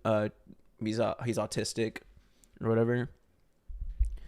But like, I don't know what else did people say that they really didn't like Bob for? Like he had bigoted views, because like republicanism or whatever the hell, very like old school views, I guess, and apparently he refused to wash his hands after taking a poop.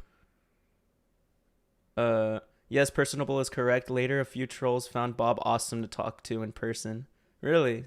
So trolls like actually met Bob in person? That's pretty. Wow, that's insane. That's pretty crazy. People actually found Bob in person and like talked to him. It's right here. I think he said like he's 81 years old at this point. That's pretty crazy. That's wow.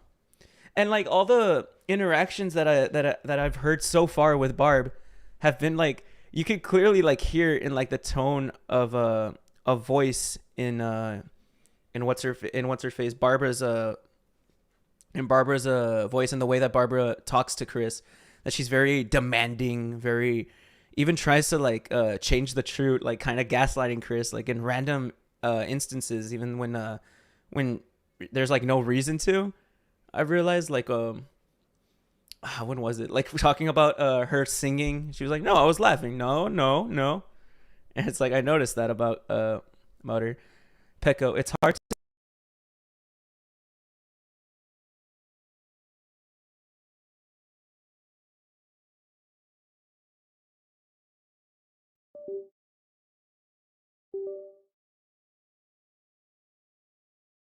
Mike disconnected again, my bad. Pecco, it's hard to say. He said racist and homophobic things, and we only have a small glimpse of him in his life, but you can't deny that he loved Chris. Barb had essentially trapped Bob at home. He was desperate for company and conversation. Wow. Because, yeah, and you can hear that, like, with him speaking to Blue Spike right here, Julie, that he really wanted he was just really happy to be speaking to another person other than, like, I assume Barb and Chris. So, I don't know. I think it's around the Emily saga. A troll talks with Bob both before the troll date and during the date with Emily. Wow. Man, there's so much more to get into it. All right, let's continue. My bad for the little Recording derailment. Abruptly ends.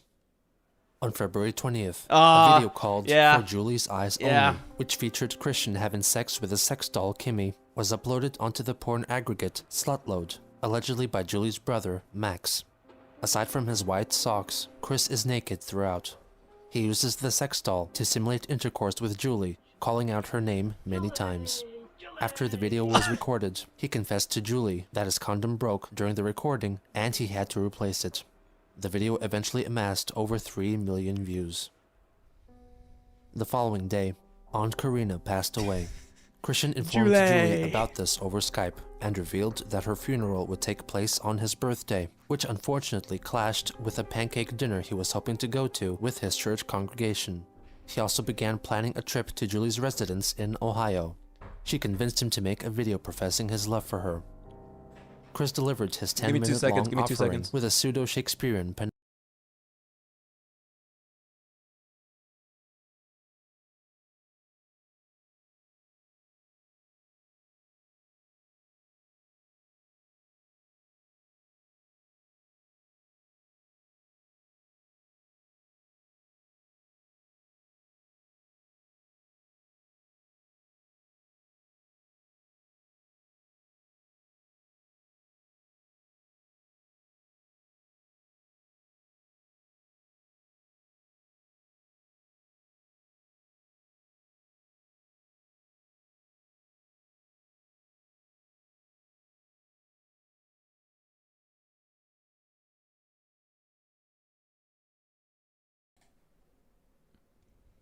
I'm back. My bad.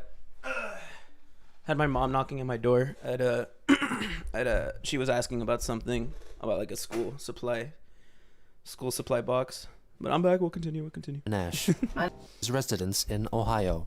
She convinced him to make a video that clashed with a pancake dinner he was hoping to go to with his church congregation. He also began planning a trip to Julie's residence in Ohio. She convinced him to make a video professing his love for her. Chris delivered his 10-minute long offering with a pseudo-Shakespearean panache. I love you, Julie, so very much. You strike my thought at every moment, and it makes me ponder with such love and desire. I love you so much. And we yet have a similar storyline to Romeo and Juliet.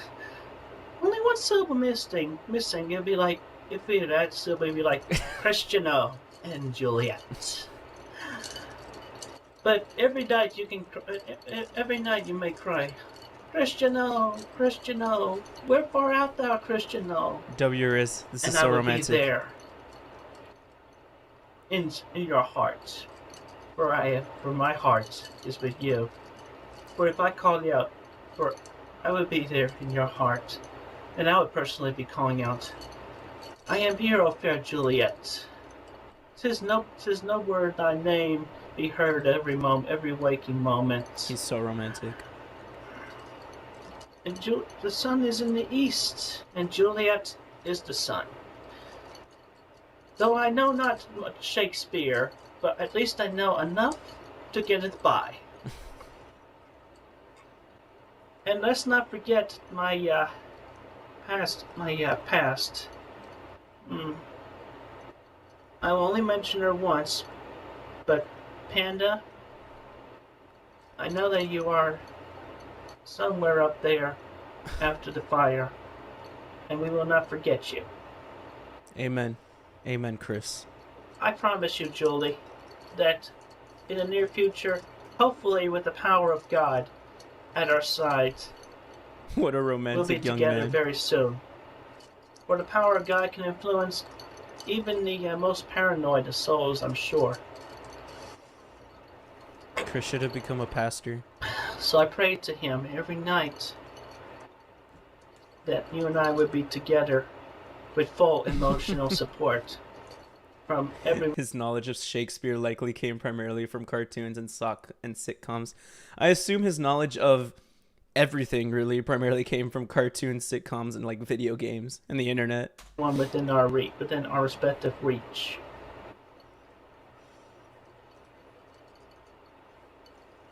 I'm hugging you, Julie.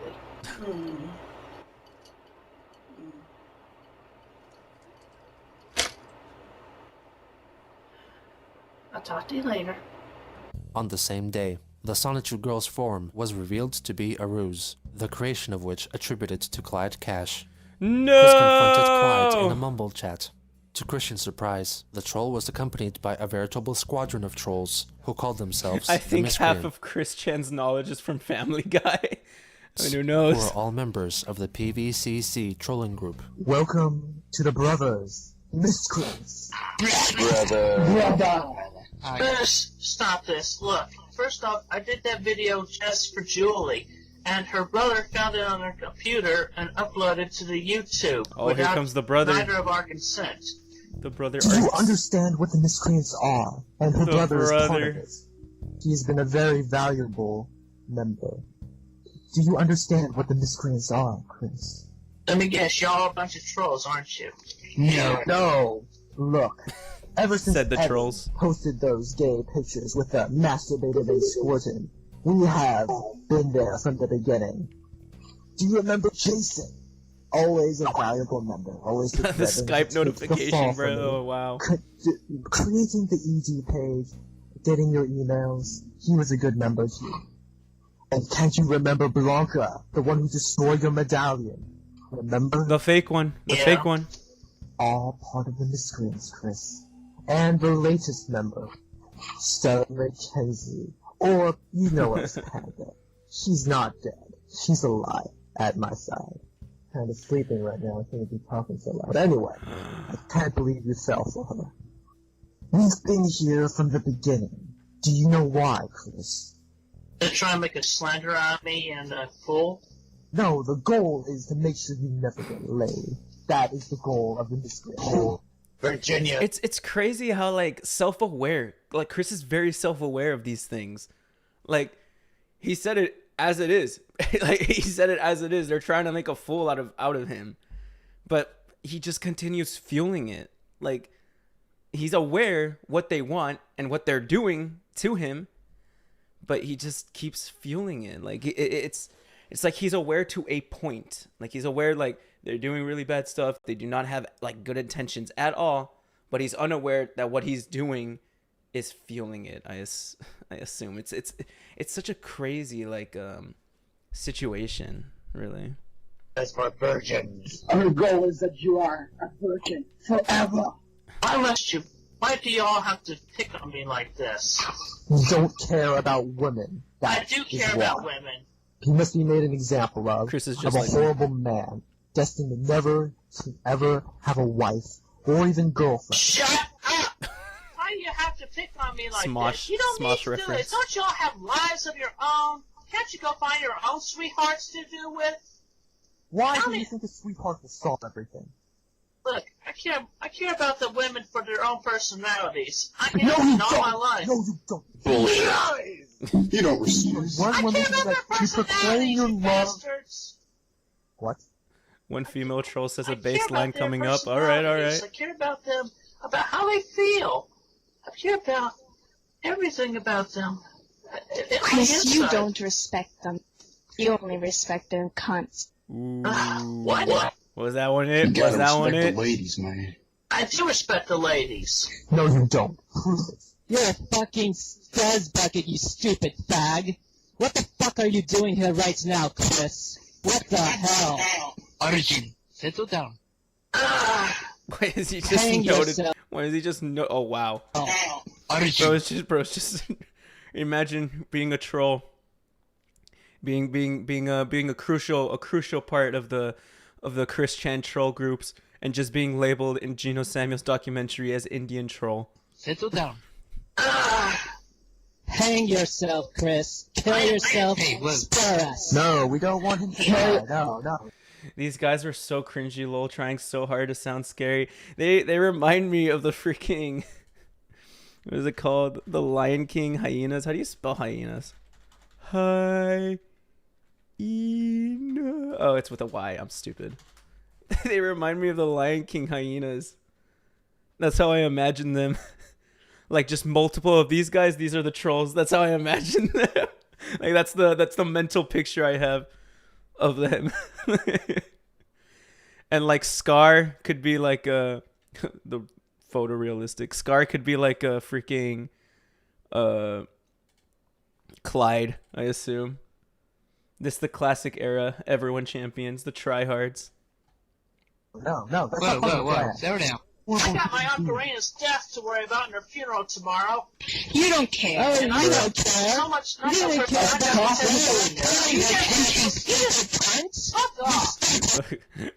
Oh, it's already gonna be over. Arjun, you're fucking abusing him. Arjun, you just went God overboard. I mean, we're basically just taunting him. We weren't actually, like, Tell him you know, that. what did I Don't say, worry, Fox? Chris will come back when he realizes Julie's in danger. Yes, what we should do is have, like, quote, Julie, unquote, be like... So this is like a group of like, these are the, what's it called? What is the word that they said? The corrupted citizens troll group, right? Am I right? So it's like less than 50 people like in this group chat at the same time, and they're all just speaking to Chris in this like voice call. It's very interesting, like still looking at this, like listening to them argue amongst each other, being like, hey, you went too far, we're not trying to do that, and them discussing like the game plan for trolling, man. It's crazy, bro. Like, get a life. Oh no, my brother's like with the miscreants, and no, they're holding me hostage like my... After a short while, Chris indeed comes back. I'm sorry about a lot of my past mistakes, about not listening to everyone, okay? But I have been under a lot of stress. What is the stress? You always fight stress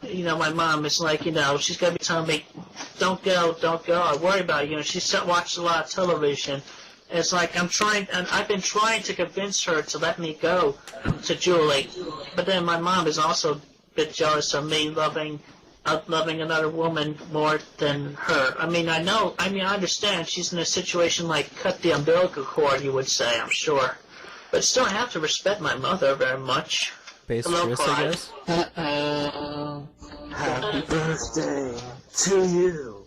Happy birthday, Mr. Sonic. Happy birthday to you. Oh dear. I've been drinking. Well, anyway, you just basically want me to test my love for Julie, and you just want me to finally show that I am a man and I can stand up for myself and do what I want like a man should. Then that's basically it in a nutshell, isn't it? Sure, that's perfect. Okay, well, I'll talk to my mom about it later and put my foot down, because right now she's sleeping and then I have the funeral to worry about. So after the funeral, I will talk to my mom and put my foot down. Yeah, okay. Well, majority of y'all take care and, just mingle amongst yourselves for now. Wow. God. It's so fucking dragon. God. Why would you assume he's Hispanic? Come on, man. Oh yeah, it just got back and now Julie's laying in my bed, but I'm not gonna put her on camera. After he left the chat, Christian began preparing for Aunt Karina's funeral and his eventual trip into uncertainty awaiting him in Cleveland, Ohio. Oh, wow. Without a doubt, this would prove to be the most trying birthday of his life. Turning 27, I assume, right? Is that how old Chris is turning at this point? My goodness. All right, we're gonna jump into part 10. Apparently, this is where things start getting pretty crazy. Darling, that's the thing. I truly believe that these trolls look down on Chris. How they treated him was normal for how people treated people with learning disabilities and those kinds of things. Yeah, that's how it was. That's exactly how it was. They did look down on Chris. Like I don't think it's a hot take to say, oh, those trolls look down at Chris. They did. It's not a hot take to say that. But all right, we're gonna jump into part 10. I don't know if I'm ready for this one. I'm gonna head to the restroom real quick. So I'll play out the intro as I go. I'll be right back real quick. So I'm right back.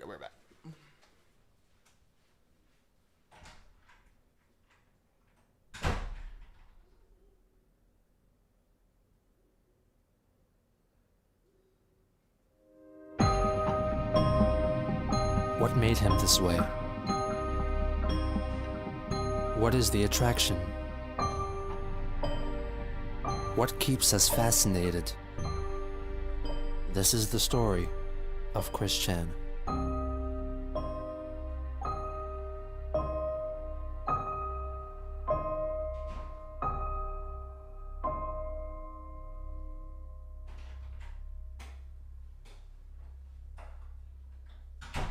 Made it just in time. Let's go. On February 24th, 2009, Christian spent his 27th birthday attending his Aunt Karina. Isn't that the same warning? Oh no. Oh no. Oh no. No. Okay. Yeah, we're in for something pretty bad. Oh wow. Yeah, that's a new warning. I thought we saw this warning. Oh wow. All right. What? All right. Oh boy. On February 24th, 2009, Christian spent his 27th birthday attending his Aunt Karina's funeral. Later in the day, Clyde Cash sent him a troubling email. We're sending Julie off to China in 9 hours. You have failed me yet again, Chris Chan.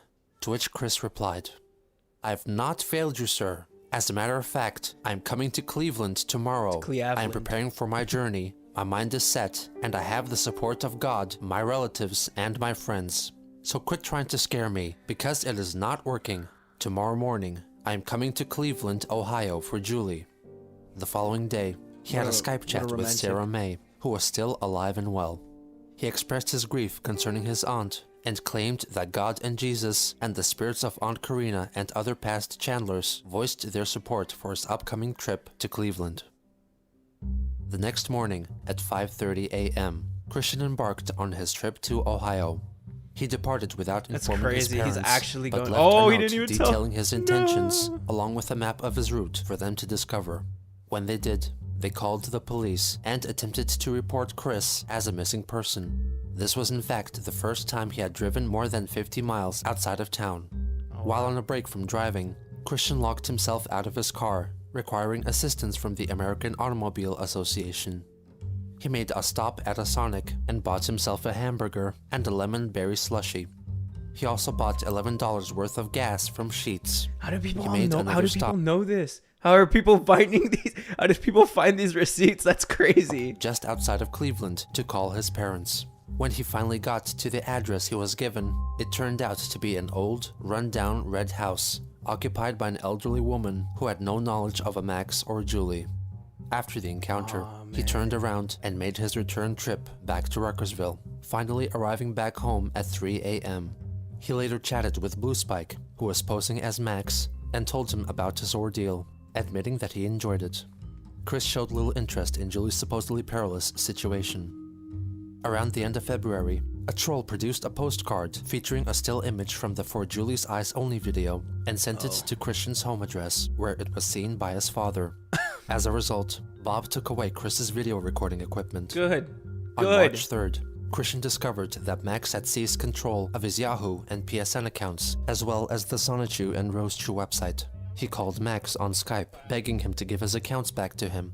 Even though only an audio recording exists, it can be determined that Christian was broadcasting video to Blue Spike via his webcam. Look, quit messing around. Oh, Jesus Christ. Julie, your brother found out how I could get my PSN account and my part of my Yahoo account back. Made me have to make a choice, you or my PSN and my Yahoo account. Yeah, Oh, I heard about this. When I watched the Trash Taste podcast, he had they gave him the choice, either Julie or the PSN account, and when he chose Julie, he's gonna assume that he should have gotten both. I heard about that. It's pretty funny because he made the right choice. I should have gotten both. Like, what would you rather choose, $1 million or the Bible? And if you choose the Bible, you also get $1 million. It doesn't work like that. Oh Max man, resists unfortunate. and Chris. states that he doesn't want to get back Chris's Yahoo and PSN accounts. Max, no! Because you're taking so much that I've invested a whole lot of time and effort into. Yeah, you're stealing that from me. Dude, you could hear Max just sounds the exact same as Julie, bro. Like, you could hear it in the small little audibles. It's Let me show you my. it's ridiculous. Let me show you my book. I was just showing. No, you asked me to do it, and I was just showing you that I would do that to get my. Well, you were kidding, so. Well, but still, I was just showing you that I would do that. So, all right. Well. I will not show it to you, Bob. Did he just flash his No, dick? but Like, what did he do? Had so much bad times in He my gave life. it willingly to Max, though, his Please. PSN. Oh, I thought Please. he Put it back, hacked it. Oh everything. man. Yeah, oh my God, this way. After Julie, I will mail you back a copy of Street Fighter 4 after I get it in the month. For you. No. Look, what do you want? What do you truly want from me?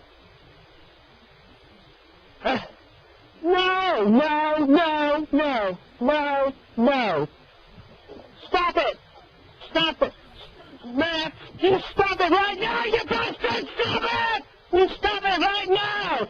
You're really making me angry! What is Max telling him?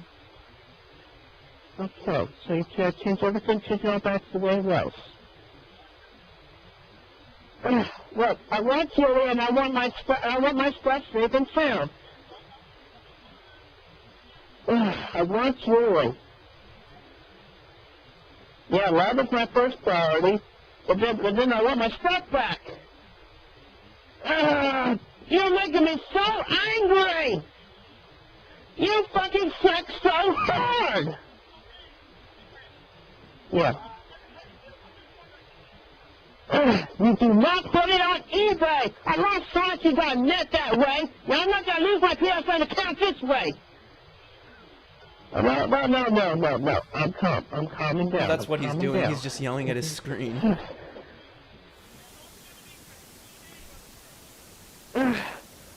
I want Julie. Yes. I feel like I'm gonna cry.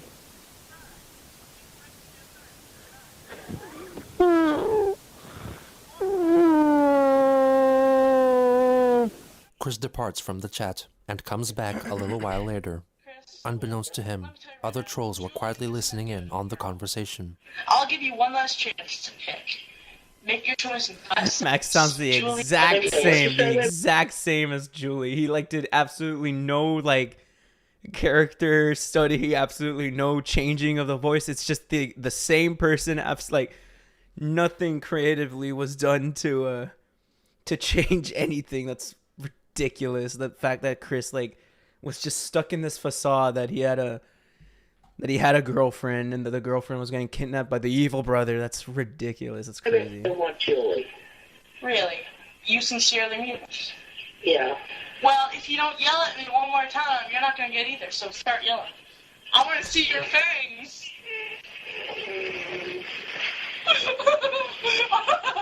Are you constipated? I think you're constipated. It's not even funny, man. It's just like it's genuinely just disgusting. You disgust me.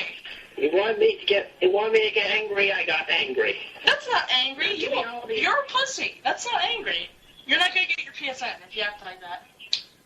No, it's going on eBay. No. Yes. eBay. No. Why should I stop? Stop. Why? Julie. You're getting Julie already. Why do you need the PSN? No. Hey, Chris, something that will help you get the PSN. Say something for me. Okay. Say that I'm a homo. No, say it loud and proud and do pelvic thrusts. Oh, that's how you get the PSN. I'm a homo! eBay! I picked Julie! Give me back! I picked the right choice! No, you picked Julie! That doesn't mean you're gonna get the PSN if you pick Julie. No, stop. Just listen to me. How should I label this? Oh, $1,000 worth PSN. No one's gonna buy it. By Max Mobile. Well, at this point, there were like a lot of like Christorians, correct? So maybe someone would like just hack over the $1,000, I'd imagine. Please. Here, I'll give you the PSN if you can do one thing. All right. Suck my dick. How can I do yours when you're all the way over there? I'll go all the way to Virginia. Will you do it? Will you suck? 13-year-old boy, by the way. This is a 13-year-old boy saying this shit to like a 28-year-old man. This is ridiculous. It's not even funny. It's not even enjoyable to watch. It's just, it's disgusting. I'm not even cringing. I'm just filled with disgust. This is terrible. No, wait, even better. No, I want you to go to the game place, apologize to the manager, and suck his dick. I want you to record it and put it on YouTube. Please, don't be such a meanie. Oh, me? Fuck you! Suck your manager's dick. Listen. Listen to what? Max, you are a great being. You are a humble person, please. I'm only a lonely servant among your trestle. I only ask for your sister's true love and honesty. Shut up! You can have my sister. You just can't have the PSN. Put yourself in your mercy here, please. Just leave it off of eBay. All right, do a dance. Do a dance for me. Dance, you fucking mock. All right, stop right now. No, sit like that like a bitch. You speak like a bitch. You have the boobs of a bitch. And you look like a bitch. And I bet you don't even have a dick down there. You are a bitch. Got a big old set of ovaries. No, don't. Okay. You have a dick. You have a dick. Don't fucking show me. You pedo fork. What the fuck is wrong with you trying to show me that? Don't. Nothing was actually exposed. Well, whatever. Don't show me your dick, please. Just don't. Fine. Yell one thing for me really loudly. Say that Billy Mays is the mayor of Quickville. Billy Mays? Say it. Billy Mays is the mayor of Quickville. Say it before I sell your fucking PSN. Billy Mays is the new mayor of Quickville. Louder, you fucking pussy. Billy Mays is the new mayor of Quickville. Stop saying it in your fucking dumbass voice, you stupid bitch. I'm not gonna send Julie over there if you use that voice again. Billy Mays is the new mayor of Quickville. Yeah, and also say that Christian Chandler will be thrown in jail. Quickville jail. And Christian Chandler will be thrown in Quickville jail. Where he will be raped by a bunch of niggers. Say this one really loud. He will be raped by a bunch of niggos. No, say niggers, you stupid twat. Niggers. Louder. Niggers. Louder. Don't trust them No. niggers over there. No, shut up. You ruined that fucking show. Max tries to convince Chris to ejaculate onto his Sonichu medallion and set it on fire. I'd rather just burn it, please. No, you have to masturbate on it, then burn it. I can't get a hard one when I'm under a lot of stress. Now you have an alternative. Either burn it or shove it up your butt. I honestly cannot provide any good commentary. Seeing it, you're just seeing it firsthand. This is terrible. This is horrifying. This is really bad. This isn't good. I mean, clearly, as you can see, this is not. Wow. I thought part 10 was going to be bad, but this is just horrifying. Butt. Shove it up my butt. You're up. You're going to shove it up your butt. Alright, shove it up. Shove it up my butt. So I have to divide it. Alright. Cut it into two. No, 4 pieces. Not 4 pieces. Chris didn't hesitate to shove it. Well, I mean, clearly Chris is being very desperate for this supposed PSN account. It's just a freaking PSN account. Make a new one. You get a new email. Who cares? Imagine years of trolling like this. Imagine what that does to the psyche of somebody with a developmental disorder. Yeah, it's crazy. It's the fact that they didn't realize to, stop feeding the trolls sooner. It's ridiculous. It's crazy. Because yeah, it's definitely affecting them like a hella ton. Like, it's affected them up to like freaking now. Like all these trolls, all the things that people have done to Chris. It's affected them up to now. It's the fact that you can see that Chris has a level of self-awareness. It's not like Chris is completely unaware of what the trolls are doing to him. Chris knows that they just want like reactions. They just want to make him look like an idiot.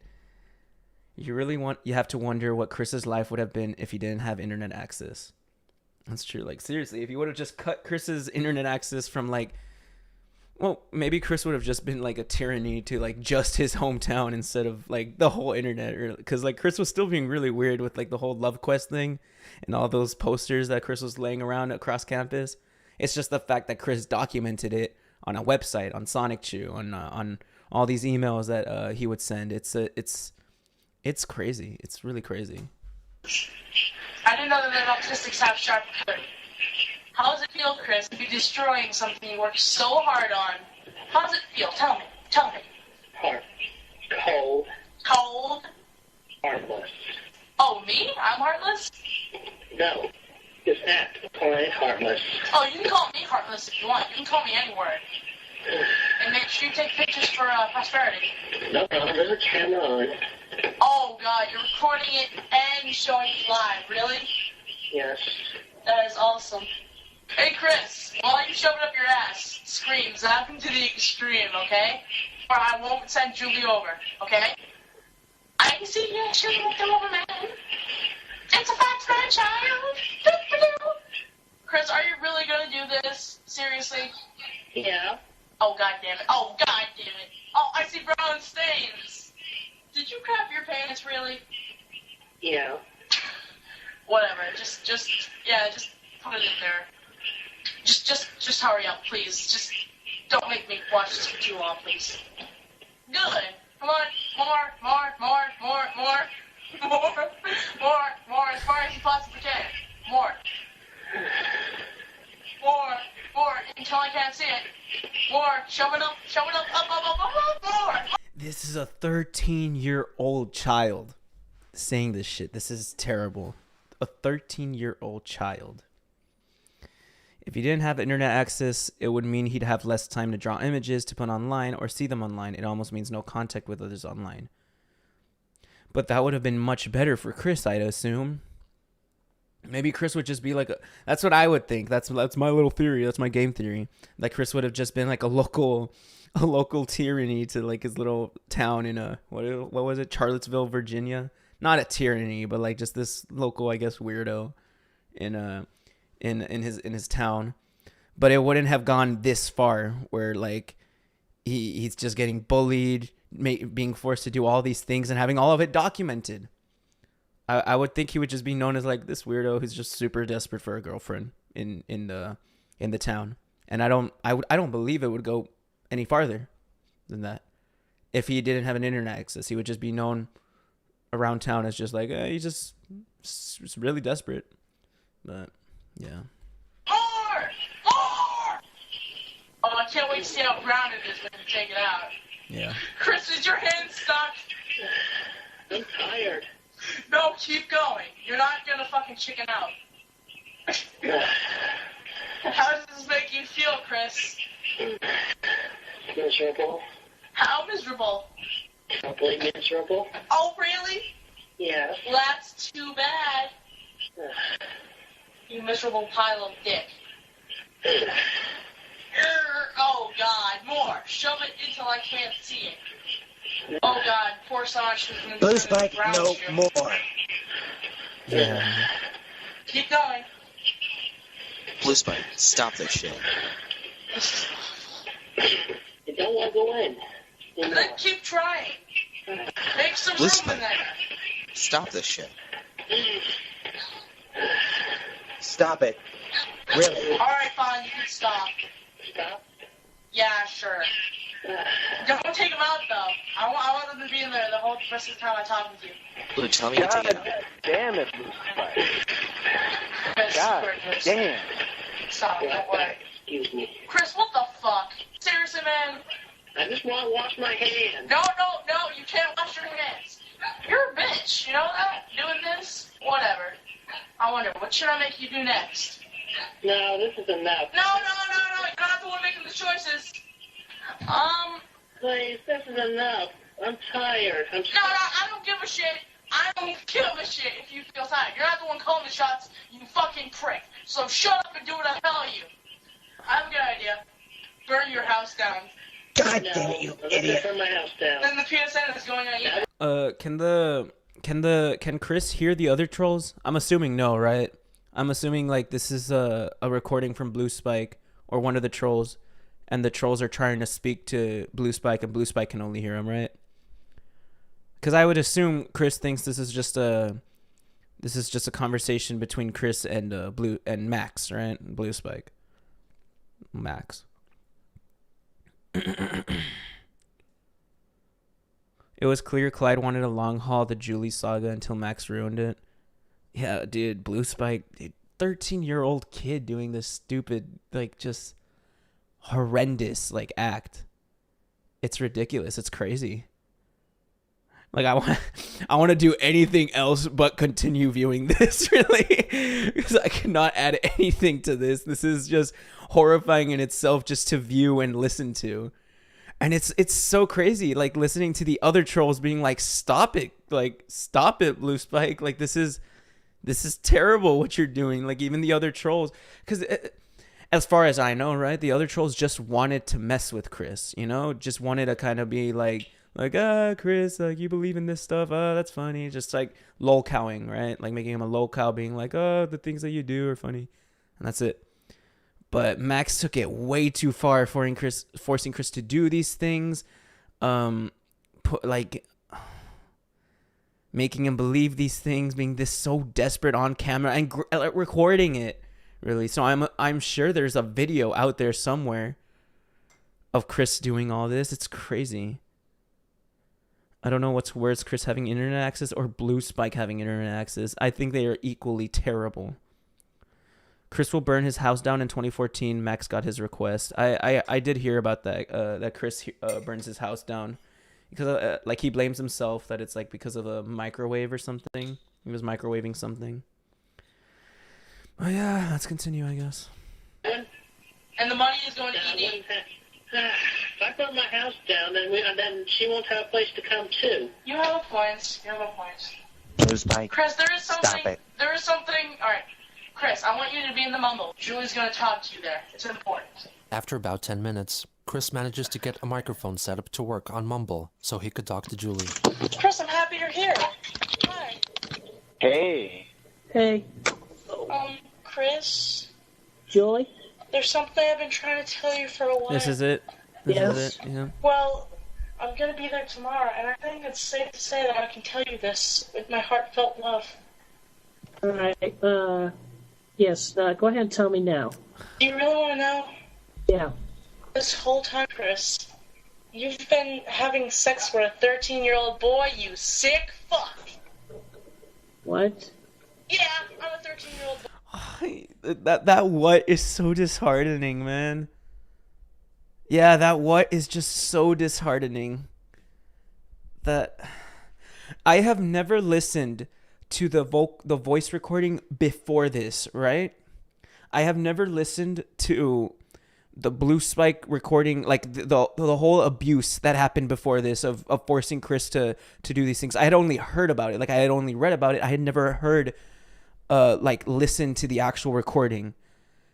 But to hear that this like whole Blue Spike revealing himself to Chris as a 13-year-old boy happened like what 10 minutes after this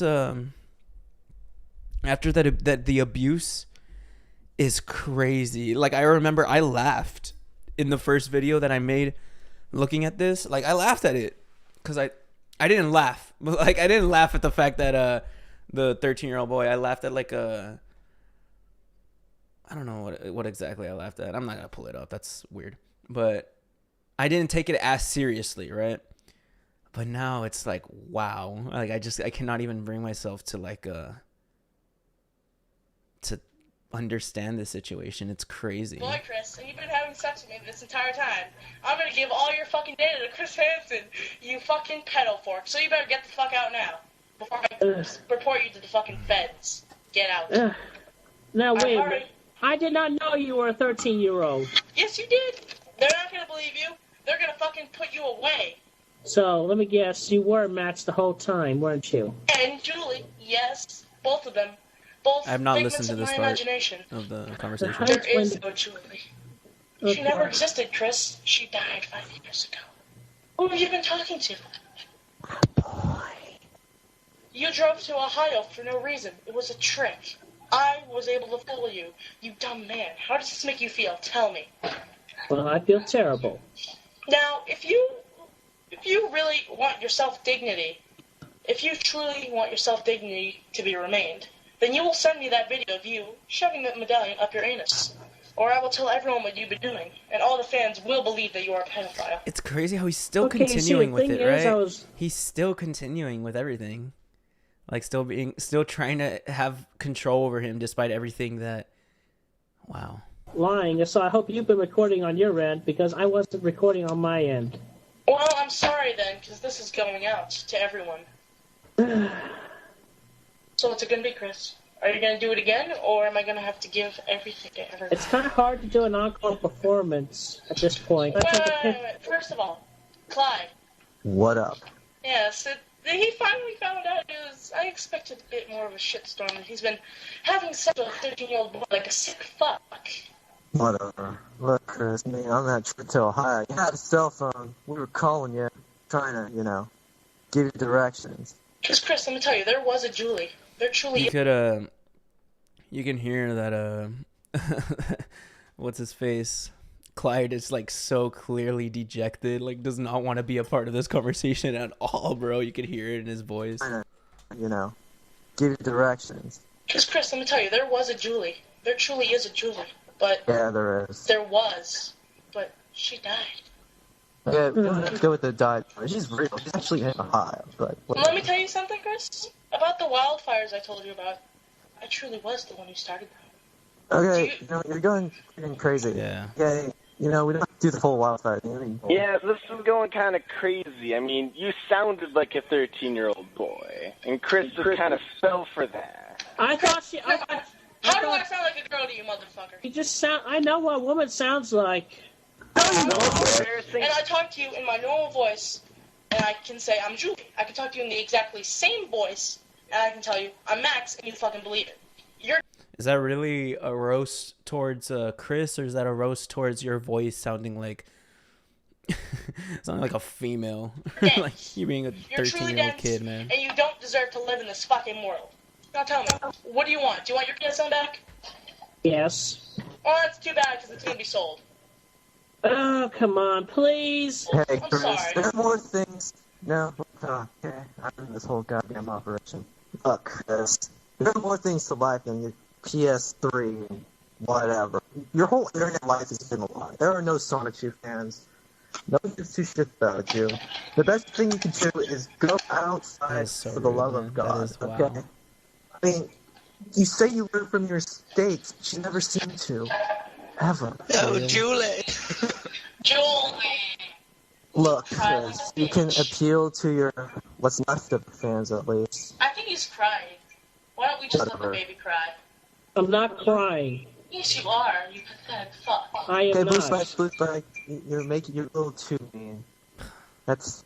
If I may inform you, Chris, I know you may have been told this before, but how does it feel to know that this is your entire fan base? Every girl, so far, every girl has been a troll.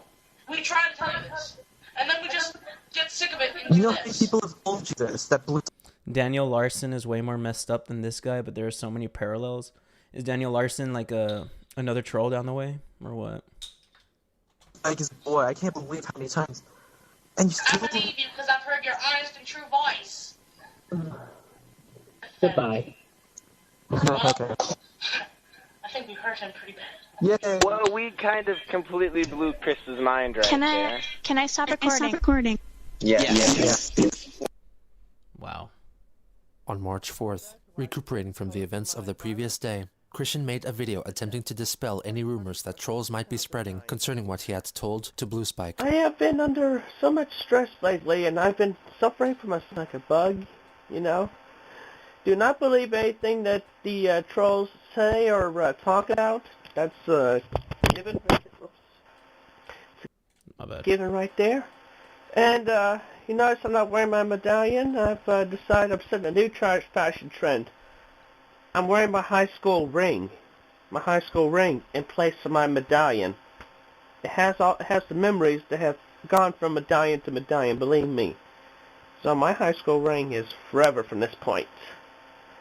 And also, I, Christian Weston Chandler, am still the mayor of Quickville. Although rumors have been flying around, I noticed about some guy named Billy Mays. I don't even know who that guy is. So anyway, I'm still the mayor of Quickville. Until I say in the comics or in the video otherwise. He followed up with another short video, singling out Blue Spike. I wish to announce the culprit who has gotten into my Yahoo account and took down the Sunshine Rose Juice site. His name is Max Silvania, as he last told me. And he has made me do certain things, like in order to get my Yahoo back, but he has failed to give me back my Yahoo. After doing such things, he asked me to cut up my medallion and shove it up my ass. He asked me to show him off my dick, which I have not. And he's just a nuisance. a bad nuisance, terrible. If you come in contact with him, tell him to give me back my Yahoo, and also, somebody, please, give him a cold virus for me.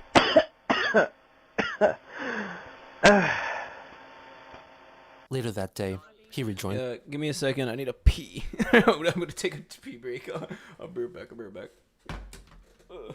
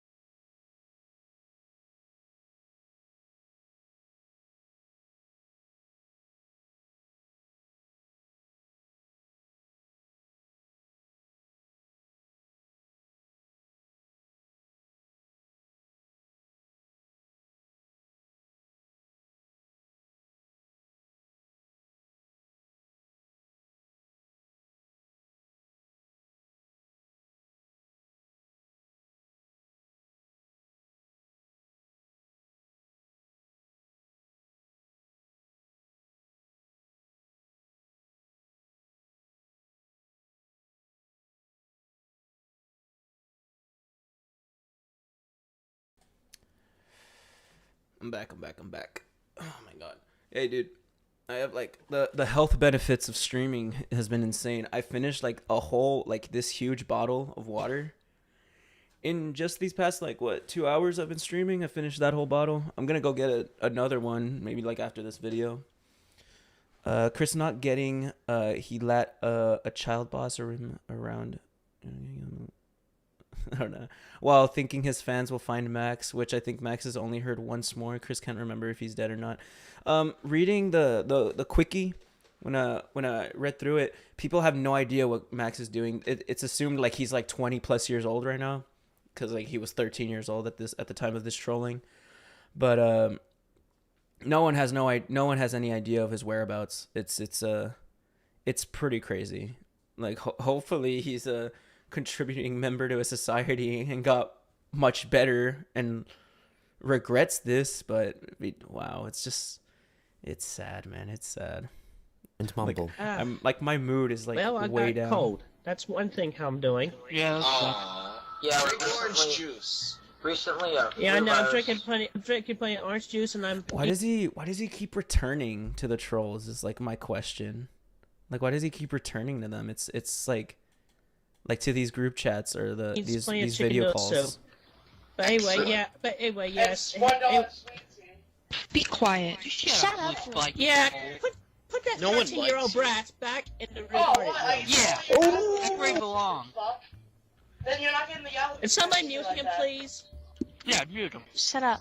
Alright, hope you have fun. Thank you. So what's up, Chris? Mr. 13-year-old brat over there. That's pretty funny. Even the trolling group hates Blue Spike. even the trolling. The trolls are the only ones who willingly want to talk to him. So that's why Chris gives in. I think Chris was desperate for interaction since he really only spent time with his mom and dad. That's really sad, man. That is so sad when you put it that way. Like Chris just desperately wanted to talk to people. Like he didn't have like any like what.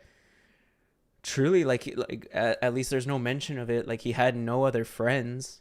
Like he had Megan, he ruined that like relationship. Came to these people and the trolls were like what, his only online friends, his only like real friends other than like his dad and mom. It's kind of sad because I think these trolls were Chris's only friends in a way. That is so sad, man. My mood has been just like came down like right past part 9. I was like, oh, badass, I'm recording some content, I'm making I'm live streaming, we're watching this documentary, this has been great. And now part 10, I'm just so, oh man. There. Stole my Yahoo account. He told me, Oh, wow. Terrible.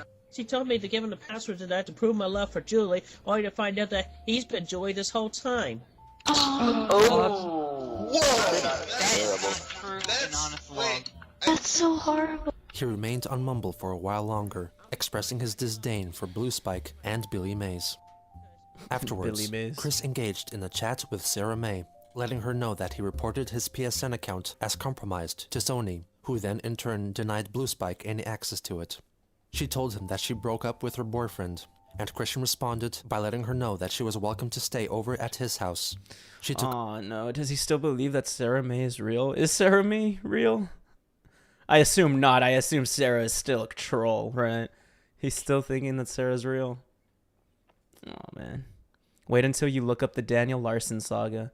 I am not ready for any of this, man. I'm not ready for anything past this.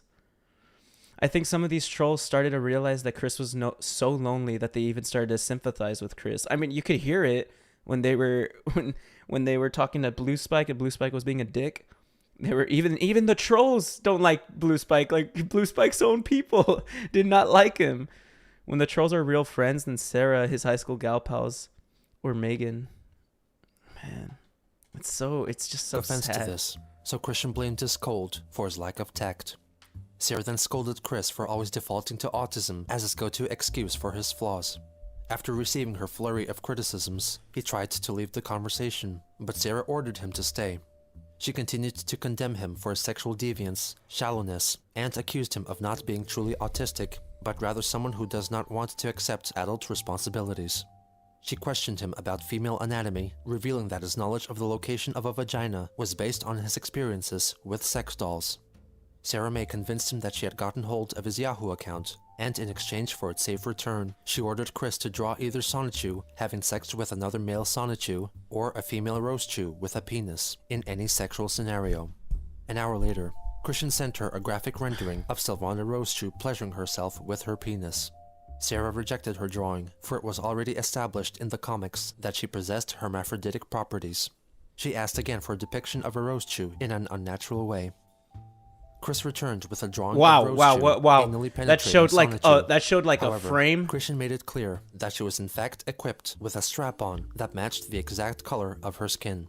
Sarah asked him to modify it in Microsoft Paint so that the strap-on would look more like her actual penis. In response, Sarah May said that she was met with resistance from Clyde and was unable to grant Chris access to his Yahoo account. She suggested that he report the theft to Yahoo. As they were about to part, Sarah May confessed that she was still with her boyfriend and revealed the true nature of their relationship. I met him in the chat room of people trolling you, and I'm a troll too. I have been this entire time. I have never loved you, because you're absolutely f***ing disgusting. And you know the best part? The troll I met, we're in true love, the only thing you wanted. And we're happy because of your misery. Isn't that funny? Goodbye, Chris. It's been fun. Last words of advice. No more internet love. I tell you this because I care. Go after real girls in real life. Bring your sign back so they know exactly what you want. Girls like that so they can't be led on, etc. And most importantly, keep your website updated. We don't want another Ryan Cash incident, which was actually real. What is Update the your Ryan comics Cash regularly, accident? or Clyde says he'll be back. Otherwise, what fans you have left? They'll be Gaslighting leaving, to its Chris. finest. Be careful where you tread.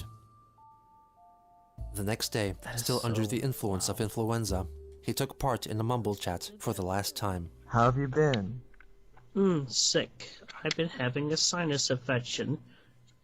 Well, it is winter, so... What did you say your temperature was? Last time I checked today, it was 96.8. Not bad, not bad. Look, so, how have you been feeling besides the sickness? Fair. Okay? Look, I'm trying to get my website back up. I'm just having troubles between the fact that my account was deactivated for a time, then I'm waiting for it to be reactivated from the people at Yahoo. I talked to them on the phone, so I know all about this, so what do you want, Clyde? Yeah, they all sound concerned. I'm trying to tell you that It's sad. the people at Virginia Mental Health, they've been trying to take you away.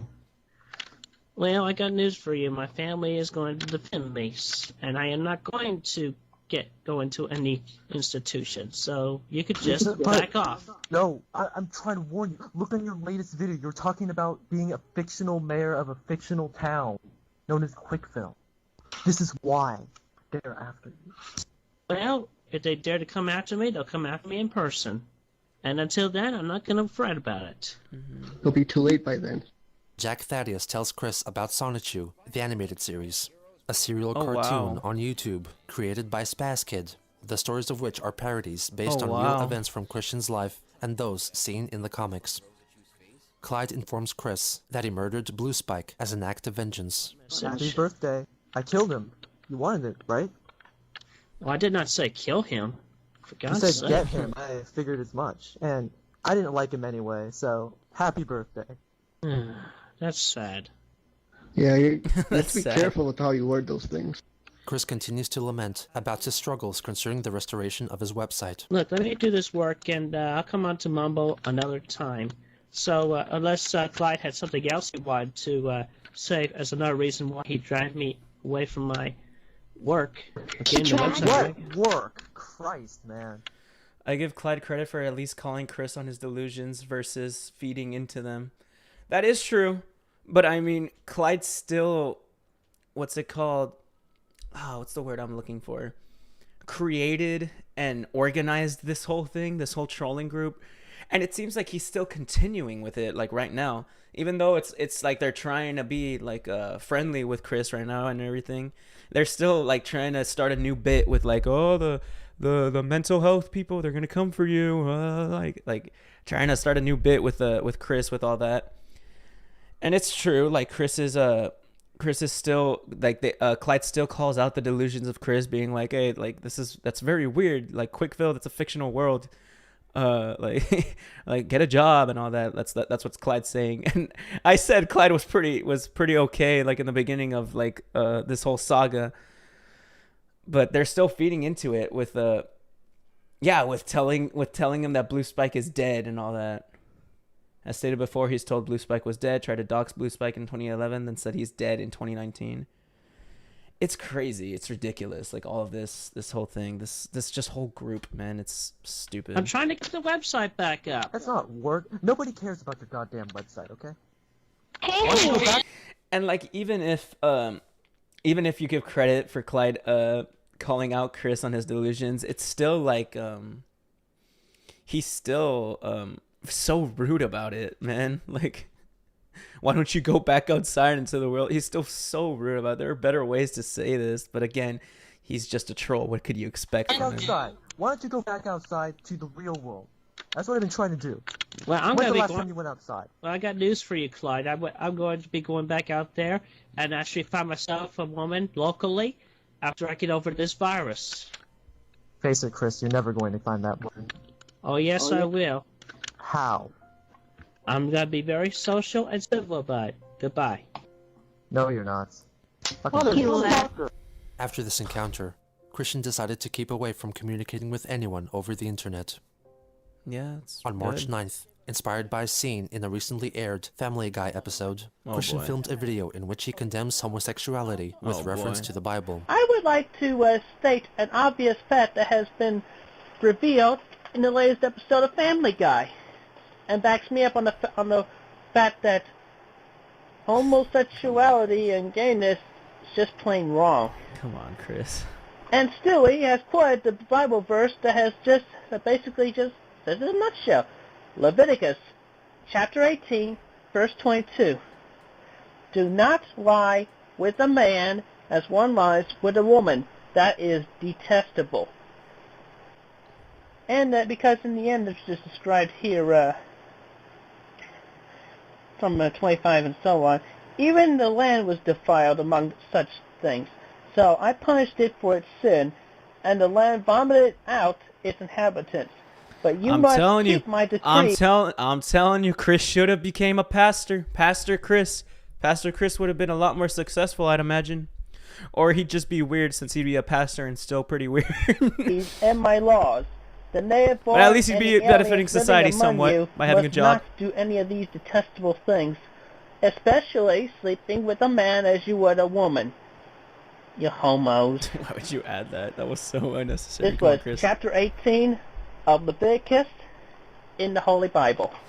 It's And crazy. Watching the Trash Taste podcast, Connor C-Dog VA from the podcast, he said like anytime that something bad happens to Chris, or you think that Chris is gonna get it together, like him saying that he's not gonna interact with people on the internet as much, you want to root for him, right? You want to be like, come on, Chris, you're going to get better. Everything's going to be okay. And then he does the most bigoted crap ever, being like, all right, guys, we hate gay people. He just like literally immediately after like this whole situation with Blue Spike happened, he's just like, he does this whole, he goes on a rant and like starts reading the Bible like on anti-gay. It's crazy. Like you want to root for Chris after the Blue Spike thing, but then he does this and you're like, okay. it's crazy, man. 22.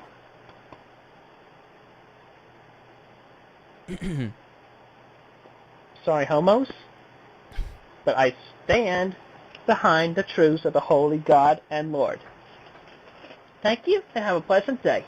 And also, just to add another note, I have also stopped in trying to find true love and romance over the internet. I've taken the first step into encouraging myself to actually talking to the women around here, and I quote the book that I have learned. I think that's the biggest roller coaster of this whole doc, is the second you think Chris is getting better and redeeming himself, he does something so messed up, all hope is gone in a second. That's what I've heard about, and I'm barely on part 10, so I can imagine that's going to happen a lot of times through this through this whole freaking series. Heard about from the John Says Radio Show, as well as my pastoral counselor. How to Talk to Girls. Oh, wow. By Alec Grevin, a 9-year-old. You can find a video about where he talks about his book on Amazon.com. Wow. Great book. After Christian announced his commitment to meet a prospective girlfriend in real life, Emily, a student from West Virginia University, who was the troll that had placed the Encyclopedia Dramatica sign on his property 5 months prior, and also had taken part in a mumble chat, decided to initiate a relationship with him by calling him and arranging a first date. Oh, wow. On March 12th, she and her friend Stephanie were mentioned in a brief video from Chris. Miss Emily or her friend Stephanie, who resides... That's true. I was going to comment on that, but I didn't really want to. It takes advice from a book written by a kid, a 9-year-old. Same phone number that has called you before on my cell phone or my house phone. Please call me back as soon as possible. Thank you. 3 days later, Robert Simmons V came to visit Christian at his weekly church service and joined the congregation together with Christian and Bob. The entire interaction was covertly recorded. Oh, wow. Simmons' decision to speak in his regular tone of voice went unnoticed by Chris. Hi, I'm Robert. Robert Simmons V? Yes, sir. Oh my God. Nice to meet you. Yes, sir. Yes, sir. I want to apologize. My statue in 1986 was hacked by Cats. So I want to apologize for that. But in case of any sort of weird emails or YouTube stuff. Yeah, I understand. Nice to meet you, Bob. Is it okay if I come to church with you? I'm actually here sort of semi-vacation. Sure, you're welcome. Oh, thank you. Oh, Dad, this is Robert Simmons V, one of my science shoot fans. How's it going, Mr. Chandler? That's good. So, I'll let you two chat for a bit. I gotta leave. All right. So, I've heard there's a lot of... This is so interesting. This is very interesting. Hearing like a civil conversation between Chris and who is this guy? Is this guy another troll, Robert, or is he just being nice and showing up? I don't know what his intentions is from watching this documentary so far. And Bob just having, so far, I'm pausing it right now.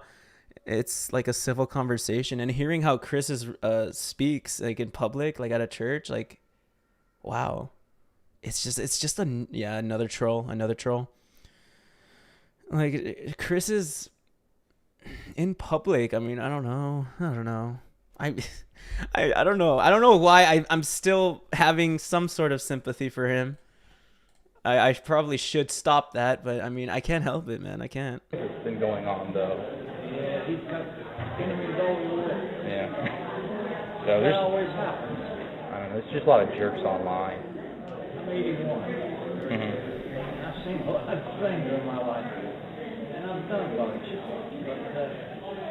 But whenever you're successful, from my experience, there are people that don't like that, and they're out to get you for it. People just can't, appreciate some success and just, be happy for them. They have to feel jealousy for it, though. So, I don't know. They want to knock you down. Yeah. He's not functionally autistic, but he's come a long way. I can remember couldn't talk. It's a bit wild to see how trolls would go out of their way this much to insert themselves into Chris's personal life. Yeah, like just showing up to this guy's church, you know, like a place where like you just kind of go to like chill out, like at the end of the week. Like it's crazy. Like trolls would show up to this guy's church. like you would think like church is supposed to be like your little safe place, like at the end of the week, or at least for like Chris, I'd imagine that's what it is for him and Bob. And man, Bob talking about Chris is it's so interesting. Like Bob, you gotta admit, Bob still did love Chris. Bob still cared about the son. Like despite any views, any personal agenda that you might have against him, Bob still cared about Chris, which is, I mean, you gotta give him that. At least he tried to be a father. And we were working with him. We didn't know what was wrong with him. They didn't even have a diagnosis. I had a Commodore 64. Oh wow. You ever heard of those? Yeah. My dad had one of those. Anyway, I taught him how to do that. He was loading this. That Commodore 64, playing with it before he could talk. Robert and Chris talk about their respective love quests and discuss the verse from Leviticus, which was featured in the recent Family Guy episode. I think Bob cared, he just wasn't hands-on enough. I feel like he showed that he cared more than Bob. For sure. I believe that as a fact, that he showed that he cared more than Bob. But what do you mean by hands-on? I don't know what that would mean. I mean, he was very expressive, at least in like letters and like in recordings that you can see like Chris, like Bob clearly cared. Anytime that Chris was doing things that he wasn't supposed to, Bob would show up and try to like fix it. Like with the time that like people were telling him that he was going to commit suicide, Bob just rushed in, disconnected the internet as quick as possible, and just like was like, "Hey, what's going on?" I don't know if I should retract from like he should have been more involved instead of just letting him go loose on the internet more than anything. That is true. That is very true. Yeah, I believe that. Man. Concerning homosexuality. Afterwards, Chris offers his autograph to Robert. There you are. You hold on to that, because that could be valuable one day. Okay, Chris. He stays for the entirety of the service. After it finishes, Simmons makes contact with another troll who was waiting for him in his car nearby. So what was he saying to you? Oh, nothing. We're just talking shit. He told me I had to, like, he knew I was in Australia or some bullshit. No, really. Pretty badass, huh? Yeah. I think you'll recognize me when I steal his girl, when I steal his date. Maybe you should get makeup or something, green makeup. I don't really give a fuck. I do. Fuck, man. Want to make me? No. Well, I don't think you'll connect me. That is ridiculous. And I had just commented on the conversation between them being pretty chill. Wow. That's crazy. That is so sad, man. Wow. Yeah. Okay. Well, maybe, that would explain, like, your spying on us. That would explain, like, the recordings and shit, Yeah. You better edit this shit to where I'm not saying shit, It's always, like, it's only good shit. No. Oh, God. I don't want Clyde to have this shit image, because he seemed like such a nice guy, dude. Aww. What's so funny, what's so interesting, I find, Bob, the lumberjack is badass, so he's a really pleasant guy, though. Yeah.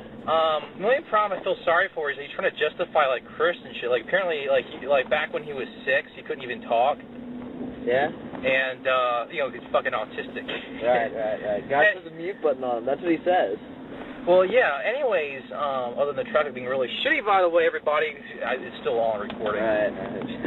Anyways, hopefully this will maybe provide some entertainment for people. I don't know. But anyways, so, all right, what the hell am I saying? Oh, yeah, so, God damn.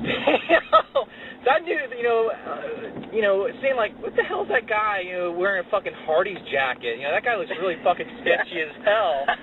I go, Mr. Chandler? He goes, you didn't know me for a second. I'm Robert Simmons Fifth. And he knew me. It's like, and he still thinks I'm awesome. Like, yeah, I'm so happy. Oh, yeah. I'm so happy I didn't have to do like, Mr. Chandler! You know, so happy. I guess you can contribute that to being really nervous online or something like that, but no, seriously, I actually, you know, I think that like people might be pissed when they're hearing this shit because like, I actually talked more to Bob because he was interesting as fuck though, and like, you know, telling me about like the Commodore 64 and how apparently like before fucking Chris could speak, he was playing video games though. Yeah. And how, according to him, 124 levels trying to get to Koopa, and he talked about Yoshi's Island. Like, dude, you're talking about fucking 4 different games, dumbass. But whatever, you know, he's old. I do the same thing with my grandma. Like, whatever, Grandma. Yeah, Japan's awesome, right? So. It's still going. An hour and 47. Here you go. I'm retarded when it comes to electronics. You want this? After he let go of his dependence on conversing online with possible trolls, Christian's life seemed to have taken a turn for the better. But while his relationship with Emily looked promising, he was blissfully unaware of her true motives and the mysterious scheme to steal her away from him.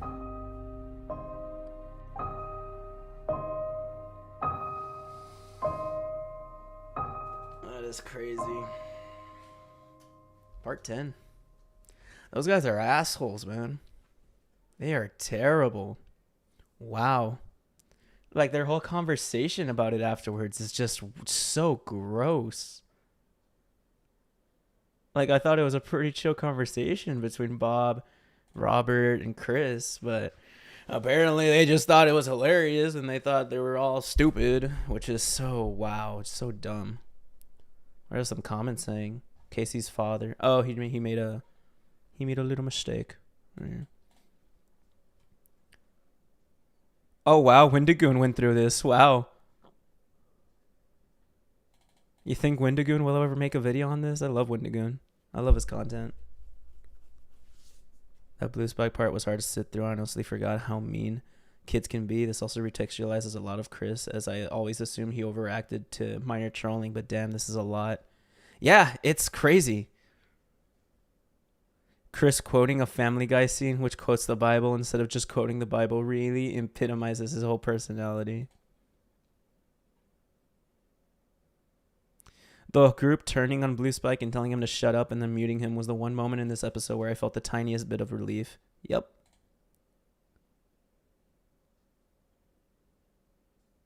For all of Clyde's flaws, fuck off, I run this goddamn operation was his heroic moment.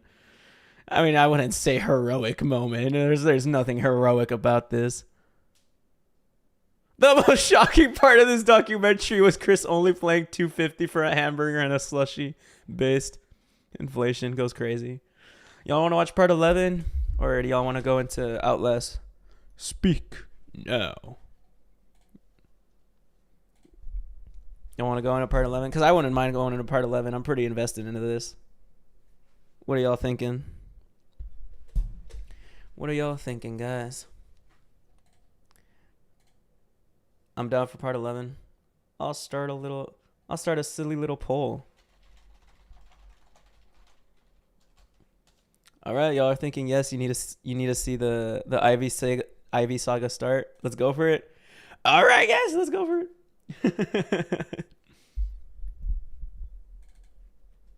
Let's jump into it. Do it. Hey, what's up, Alexa from iHop? How you doing? Welcome to the stream. I haven't seen you in What is in the chat. attraction? What keeps us fascinated? Subtitles are unavailable. We're not This gonna have is the subtitles for story this one. of Chris Chan.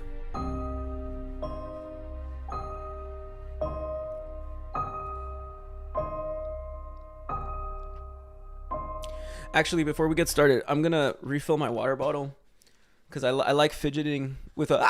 What am I doing? I went back. Yeah, I'm gonna refill my water bottle. I'll be right back. I'll be right back. I'll be back in like roughly a minute. Okay? I'm running.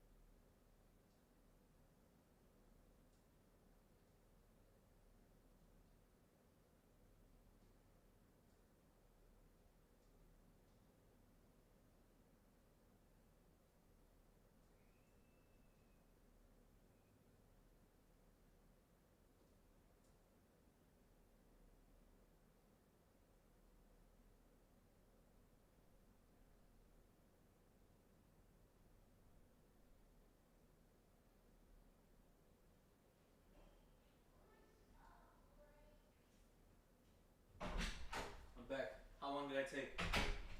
How long did I take? Hassan's stream has been avoided. I'm back. Ugh.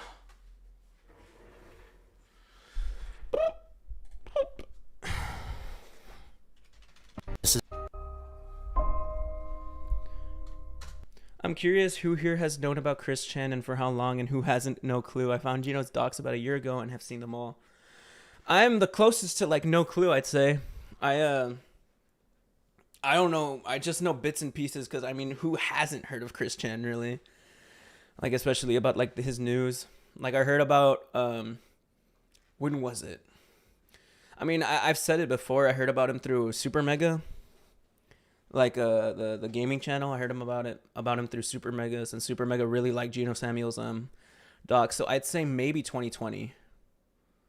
I've known about him since 2020, but haven't like watched the docs, haven't like researched it as much as I'm doing now.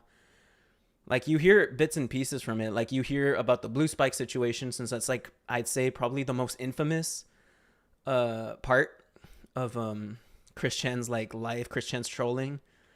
The Blue Spike part, I heard about him getting into prison for the incest, the I guess alleged rape of his mother. Could you imagine not having any peers on your level? The closest peer on your intellectual being inappropriately young. Your peers are just as important to your development as your parents. That is true. That is true. It's crazy. Like it's all just the developmental, like a disappointment in development and parenting. It has been Chris Chan's life. Known of him since 2014. I've heard about him on and off for a few years. This is probably the third time I've seen it. Interesting. I found out about Chris Chan like last month when Geno's vids popped up in my recommended. Knowing how much he's been a part of and his controversies make me feel like I've been living under a rock.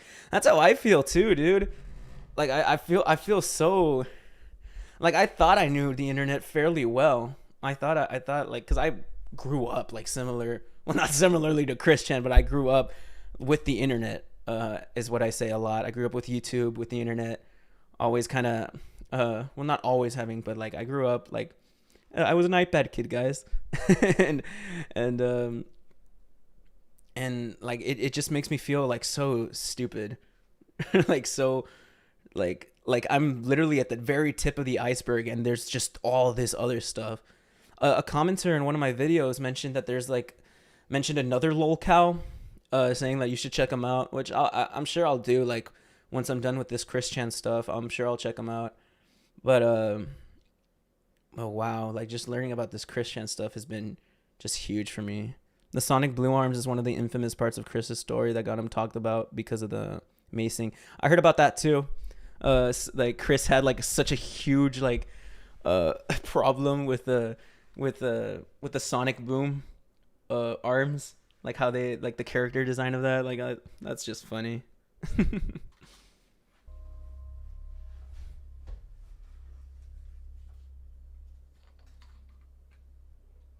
As far as other lolcows, I'm clueless. March 16th, 2009 was scheduled to be Christian and Emily's first date, but he left the meeting place before she arrived. He subsequently made a video apologizing for his conduct. I apologize deeply for missing our meeting earlier today, but my mom was in disbelief, but also my father was in full belief, and still conflicting. All the conflicting opinions and whatnot. It just made me feel unsure. But I promise, Emily, I promise, I will. And next chance, this opportunity, we schedule a meeting, I will definitely make it. I did drop by the mall in front of the Chick-fil-A there. I called out for you, but no response. So I just didn't know what to make of that at that point as well. Anyway, call me back, and hopefully we will get a chance to meet in person on the next chance we get, and I just won't inform my mother about it. They plan to meet again on the 19th. 28-year-old man too, being like, I just won't inform my mother about it.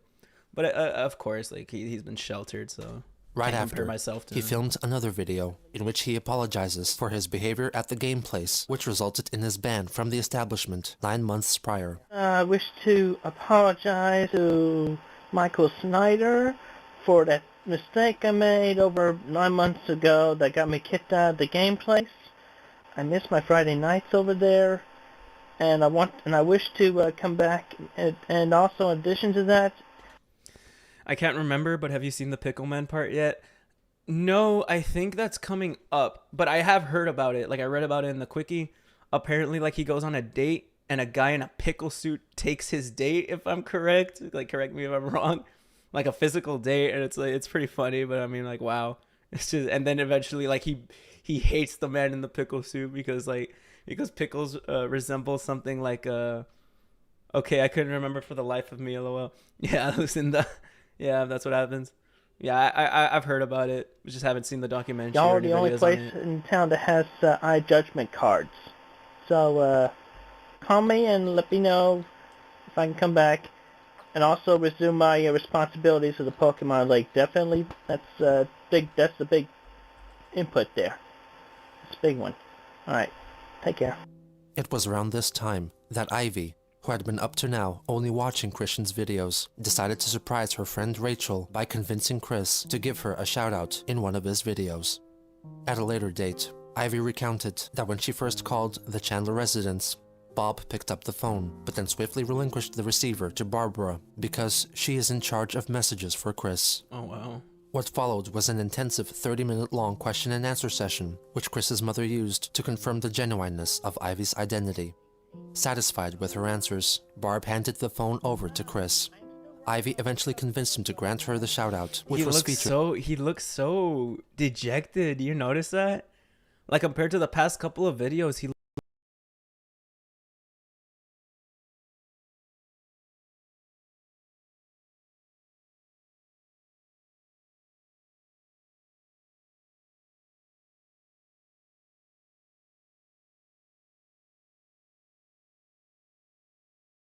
in a video released on the 18th that mostly focused on Chris's plans to participate in an upcoming Eye of Judgment card game tournament. Warming up for the Eye.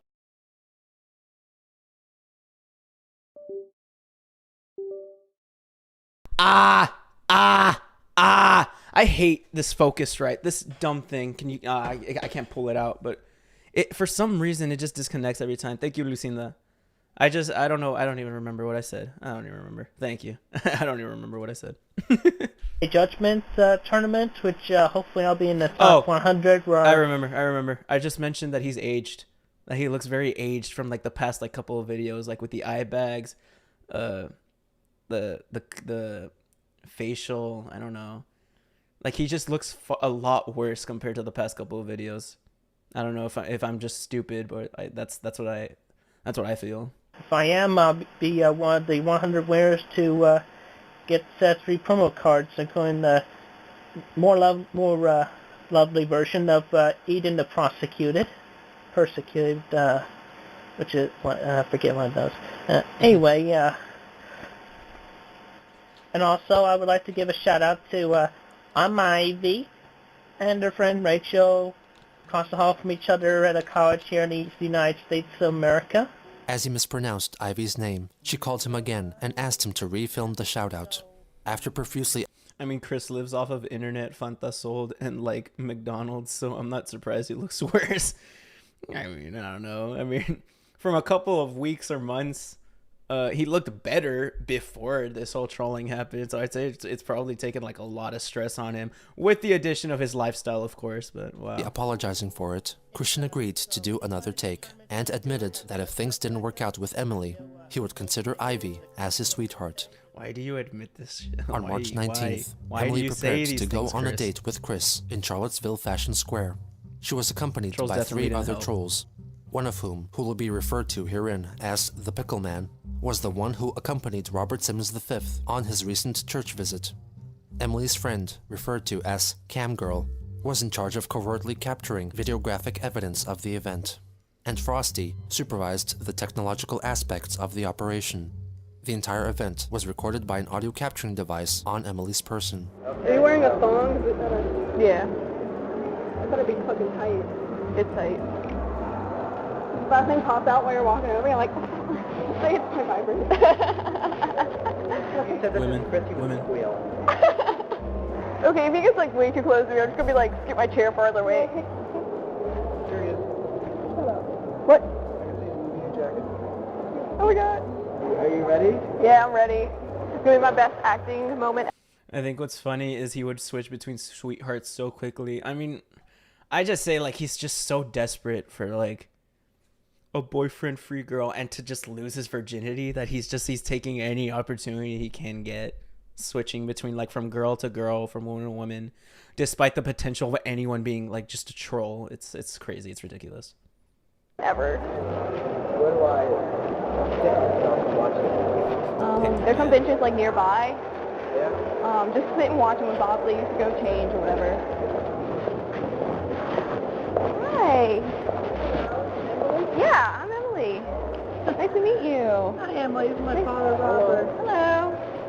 You're from West Virginia. Yeah, I used to live here for a while, but then I moved to. Cute hat. Yeah, I thought you might like it.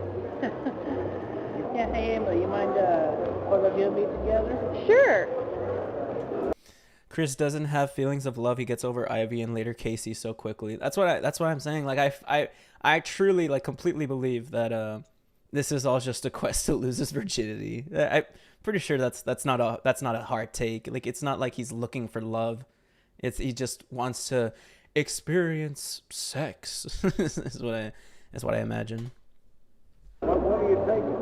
I'm doing journalism. Journalism? Yeah. Oh, she's just like me. She's just like me for real. I took a lot. Lives in New York City. Does freelance writing and show reviews and things. Newspapers and magazines. Does he love it? Yes. I haven't talked to him in years. Yeah. He just ain't cared for it. I'm an engineer. And engineers never learn how to spell. Bob continues to discuss his work history with Emily. Hey, you listen to my father because because I get some of my intelligence from him. Yeah. Especially my technological intelligence. And then I got into how to roll paper so you could get Kleenex. And of course, he's the guy that's trying to control us for all the plastic molding machines. Yeah. So without him at this time, you couldn't have the plastic for your glasses. Then I got into the industry of like tow line, warehousing, automatic transmission like Marc, Bay Area Rapid Transit, automatic railroads, all that kind of stuff. You've been through a lot. And then I went through the automated tanker ship so you could run them from the bridge and have nobody downstairs. Did some of those things. Want some water? No, thank you. And but now I'm inundated with all the stuff I did, and I don't know. This is just Bob's date. Well, Bob's going out on a date with this Emily girl. Chris ain't doing nothing. I don't know what is Chris doing. It mentioned that Chris was was setting up a camera, I guess. What is Chris doing? I don't know. Cause I imagine they're like at a mall, right? At like a food court, right? And they're just sitting at a table. What's kind of sad is I feel like Bob was really lonely too. Yeah, that's fair to say. Apparently everyone's saying that he was very sheltered and he would only speak to Chris and Barbara, which is not the best household to be sheltered into. So like any opportunity that Bob had, to speak his mind and speak about his experiences, like being as old as he is, 81, like he took it and like ran with it. So it is very sad. Emily and the other the other trolls were recording this date. Yeah, man, it's just crazy. This whole thing just makes me so sad. I think you did. But I can't. You did a lot of things. The word cat without a K in it. I'm proud of him. Anyway. Oh my goodness, is that a picture of them? Like the background, is that a picture? So was this video recording as well? Did they have video recording? Was that just a picture? Because that looks like Bob, no? That's Bob and Chris, and I assume Emily is blacked out, right? Like right there. So they recorded like a video of the date. That's crazy. Wow. I'm proud of him anyway for his. I want to say there was a video. Wow. got a half brother that's a doctor. Thank you, Lucinda. His son. Oh, okay. And I have a daughter which is a pastor. She's working for the federal government somewhere. She's got a PhD in all this math research. Not very good at math. Emily, just like me. He's not good at math when it comes to managing money. Real. You're looking ahead. Your plastic lid on it. We've been working with him now for 27 years. It was a job. Most of that time I've been retired so I could do it. I enjoyed my life. I had opportunity. This is deadass Bob's date. Bob is stealing Chris's date. Bob's speaking hella riz. Bob got so much riz, bro. That's good. I hope that, like, you know, I can travel around the world and, you know, do some journalism, like, overseas. Yeah, I've been to Australia and I've been to Korea and I've been to England. It was interesting. Bob is such an interesting individual, Find man. out what Wow. Christian's really good at. He's really good at drawing. Yeah. And Oh, writing. hell yeah, Yeah, you should know. You should know. You've seen a bunch of my artwork. Yeah, it's really good. A lot of my friends like it as well. He's creative. Bob elaborates on his interests see, in in front of gardening the and Chick-fil-A. music. Oh, yeah, and this is a Christian video. reveals that his favorite artist Oh, is wow. Britney Spears. In fact, Bob leads the conversation for the entirety of their encounter, with Chris interjecting infrequently and briefly until Yeah, that's he how and it Emily seems. are left alone when Bob goes to order spaghetti. Yeah, you know, I must say you look good. W Riz. thank you. W Riz. And Let's you go, know, Chris. you are the first female science fans that have actually come a long distance to see me. I'm Well, I great. mean, at least all the way from West Virginia. I mean, that's Yeah. part of the BCU. Yeah. Do you know about how Barb never cooked for either of them after they didn't want a specific dish she wanted to make one night? She swore after that never to cook for them again. Yeah, I heard about that. Like, that Bob didn't want to eat or something. I think it was that Bob didn't want a dish, like he wasn't hungry or he just didn't want it, and that Barb made a whole fuss about it and was like, no, I'm not gonna cook for you guys ever again. And then so she never did, which sucks. How's it going, Shin-setsu-sen? Welcome to the stream. Hope you have a good time. We might take a road trip down here. That's part of the BCU. Yeah. We might take a road trip down here. Barb was freaking nuts. Take a road trip. It's a little road trip.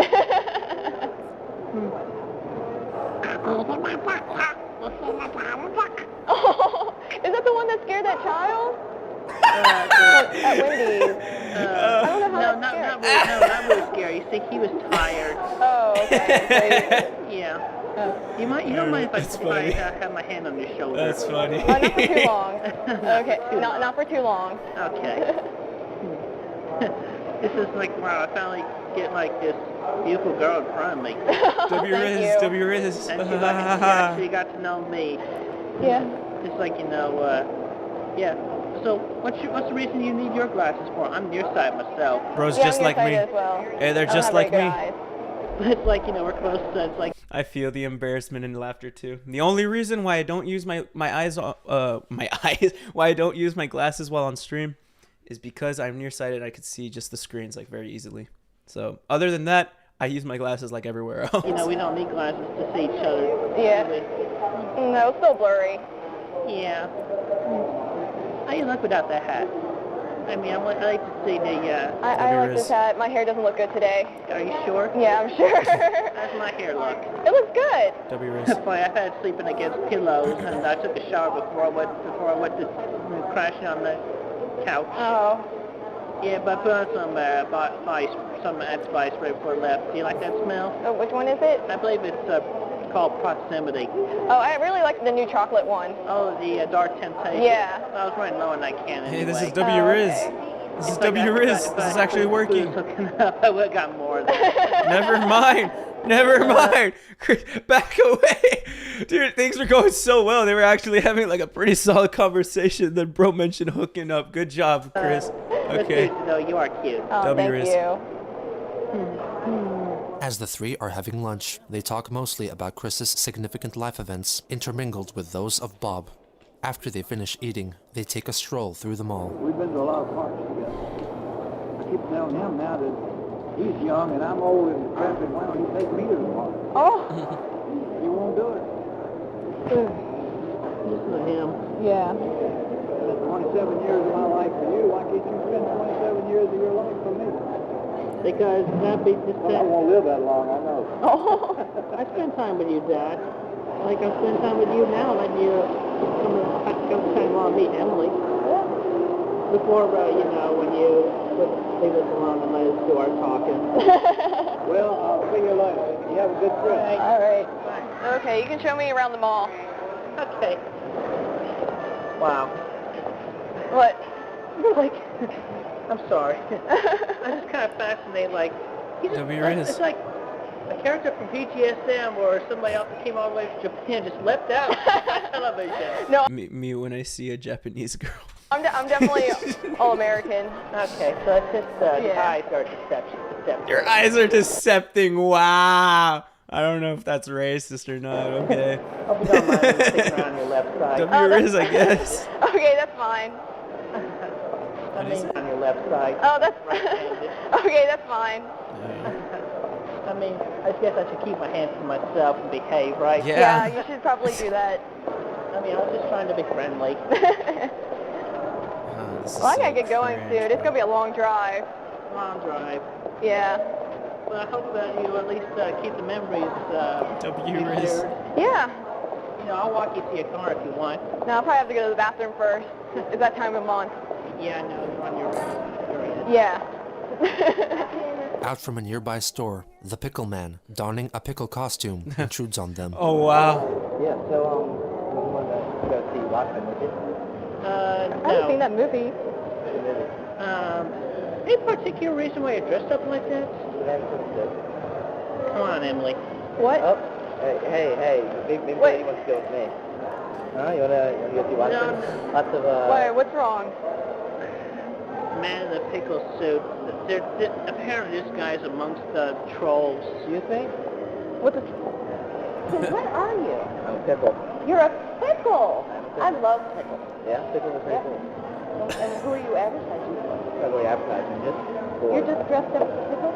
Just for fun. Is this just a random passerby? Oh, wow. On me. You think? I don't even know you. You're just bored. Yep. You don't even know me. Are you sure? You have internet access? Lots of people have internet access. Do you know Conchu? Oh, wow. No, I do not. Do you know about Encyclopedia Dramatica? No, I do not. Will you go see Watchmen? No. She's heading over to... She's heading back to her hometown. Watchmen would be pretty cool. Yeah, it would be pretty cool. Yeah. All right. Well, let's go see it. Okay, cool. Yeah. Yeah. Oh, I Probably seen Watchmen, haven't you? I've heard of Watchmen. What's wrong with him? Something. You like pickles? Yeah, I do not like pickles. Don't pickle. And also, particularly a guy that pickles who tricked me on the internet, pretending he was Blanca. There's nothing wrong with him. Who's Blanca? Aww. I think you're making the lady a little uncomfortable. Oh, come on. I'm sorry, Emily. It's okay. I think I have to go to the bathroom now. Yeah. Yeah, go change my tampon. Well, we're gonna go now. Yeah. Yeah, I'm going to the bathroom. You're not going where she's going. We're leaving together. Are you with her? Now we are. We're gonna go see Watchmen. No, she's going back. No, you gotta go back to West Virginia, don't you? We're gonna see Watchmen first. Watchmen's not that long of a movie. Yeah, 5-hour drive. It'll be okay. I gotta go to the bathroom. Tampon time. Emily spends 4 minutes in the bathroom while the pickle man and Chris have a conversation outside. Are you ready to go? Yeah. My car's that way. Okay. Chris, you don't need to walk me to my car. Okay. All right. So you have yourself a safe trip back to West Virginia. Okay, I might call you on Skype later. God. Okay. Just take care. You too. Hey. No. No, thank you. Oh! No, thank you. Okay, all right. All right, see ya. You take care. Be safe. All right, you too.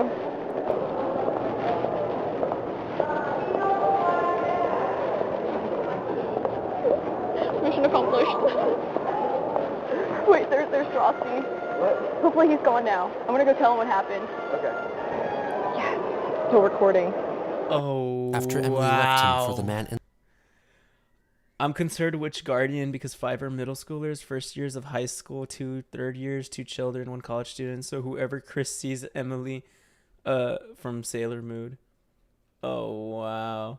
Gosh, this was awful but hysterical at the same time. The only thing that got me real like kind of sad was like hearing Chris's little whines like in dejection, man. That makes me so sad, bro. Like hearing him. It's like, I don't know if this is wrong. It's like hearing like a sad dog, like a sad puppy, like his little whines just being like, "Oh." Like it's like, "Oh, like stop." But like the premise of it is funny. It's hilarious. Like a guy in a pickle suit picking up like his date. It's like, bruh. It's crazy. The way that Chris explains internet trolls to people he doesn't know at all is funny as hell. Well, the way that he explained it was like, you know Sonic Shoe, you know Encyclopedia Dramatica, you know that stuff. I'm Sonic Shoe. I hate pickles. People know I hate pickles. Like, bruh. Defeated Chris picture in the background suits the scene so well. It's crazy, man. Oh, man. In the pickle suit, Christian made his way back home alone. As he was about to find out, a troll who went by the pseudonym Brian Bash had sent a small group of prostitutes to Chris's house. Bob handled the matter by calling the authorities to have them removed from their property. Later on, he took down the original video in which he said Ivy's name incorrectly and re-uploaded it with a second take of the shoutout spliced in, replacing the original section. Because of the trolls. And my internet's being crappy, so I'm gonna bounce. Bye everyone. Hey, bye Pecco. Thank you so much for joining in the stream. Thank you so much for joining in the past couple streams. I appreciate you a ton. Thank you so much, Pecco. Have a good rest of your day. Have a good rest of your Wednesday, and I'll see you next time. Thank you so much for being a part of it, Pecco. Bye. Wish him a goodbye, guys. Wish him a goodbye. All right. Also, I would like to give a shout The original section. Because of the trolls. And also, I would like to give a shout out to Ivy, sweet gal pal of mine, and her friend Rachel across the hall from her in a college within the United States. Hey, bro. Hey, this is kind of funny. I don't know why I noticed this.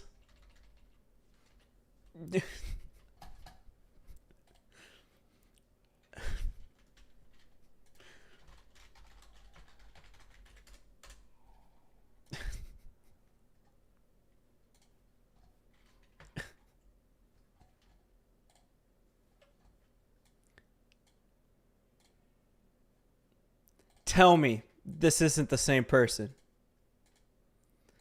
Tell me this isn't the same person. Scott Cawthon.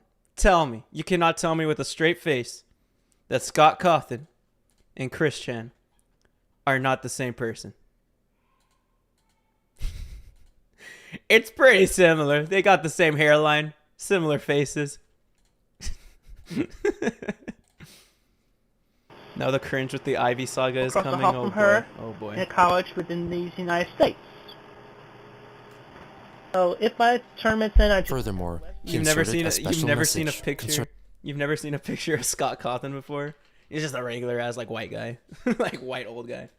Not old. He's like 40 or something. But yeah. The man in the. So if my tournament's in, Furthermore, he inserted a special message concerning the man in the pickle suit. And also, note from the captain's log on stardate March 19th, 2009.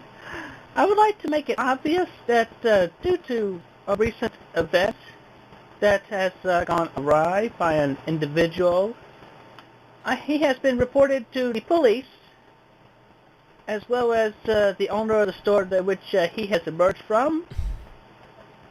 And so, you will be picked up by the police if you try to do anything else that's funny. So, watch your back. Damn. Peace. Man in the pickle suit That got afternoon, ups. Emily called Chris, expressing her feelings about their date. I think we need to talk. It's not me, Chris, it's you. And, I was just thinking about yesterday. And, I really didn't appreciate... It's not me, it's you, bro. Just did the complete reverse. No, man. You, constantly touching me, okay? You, just met me. And you were touching me constantly. That is a big problem that, Chris has had. Like, ever since Megan, Chris has had a very big problem with, being very touchy. Like, that is borderline, sexual harassment. Hell, I don't even think borderline. I think that is sexual harassment. And Chris has always had that problem of being very touchy with, individuals or gal pals or, dates. It's crazy. You try to kiss me, okay? That's not right at all. I'm sorry, I was nervous a little bit. Elvis. Why would you try to kiss somebody if you're nervous? I mean, I thought like people would get nervous and not try and kiss somebody. You'll probably never hear from me again, Chris, because the Pickle Man he was a perfect gentleman, okay? He like took me out on a date and paid for my movie, and like since he kept his hands off of me, he got like a little extra from me.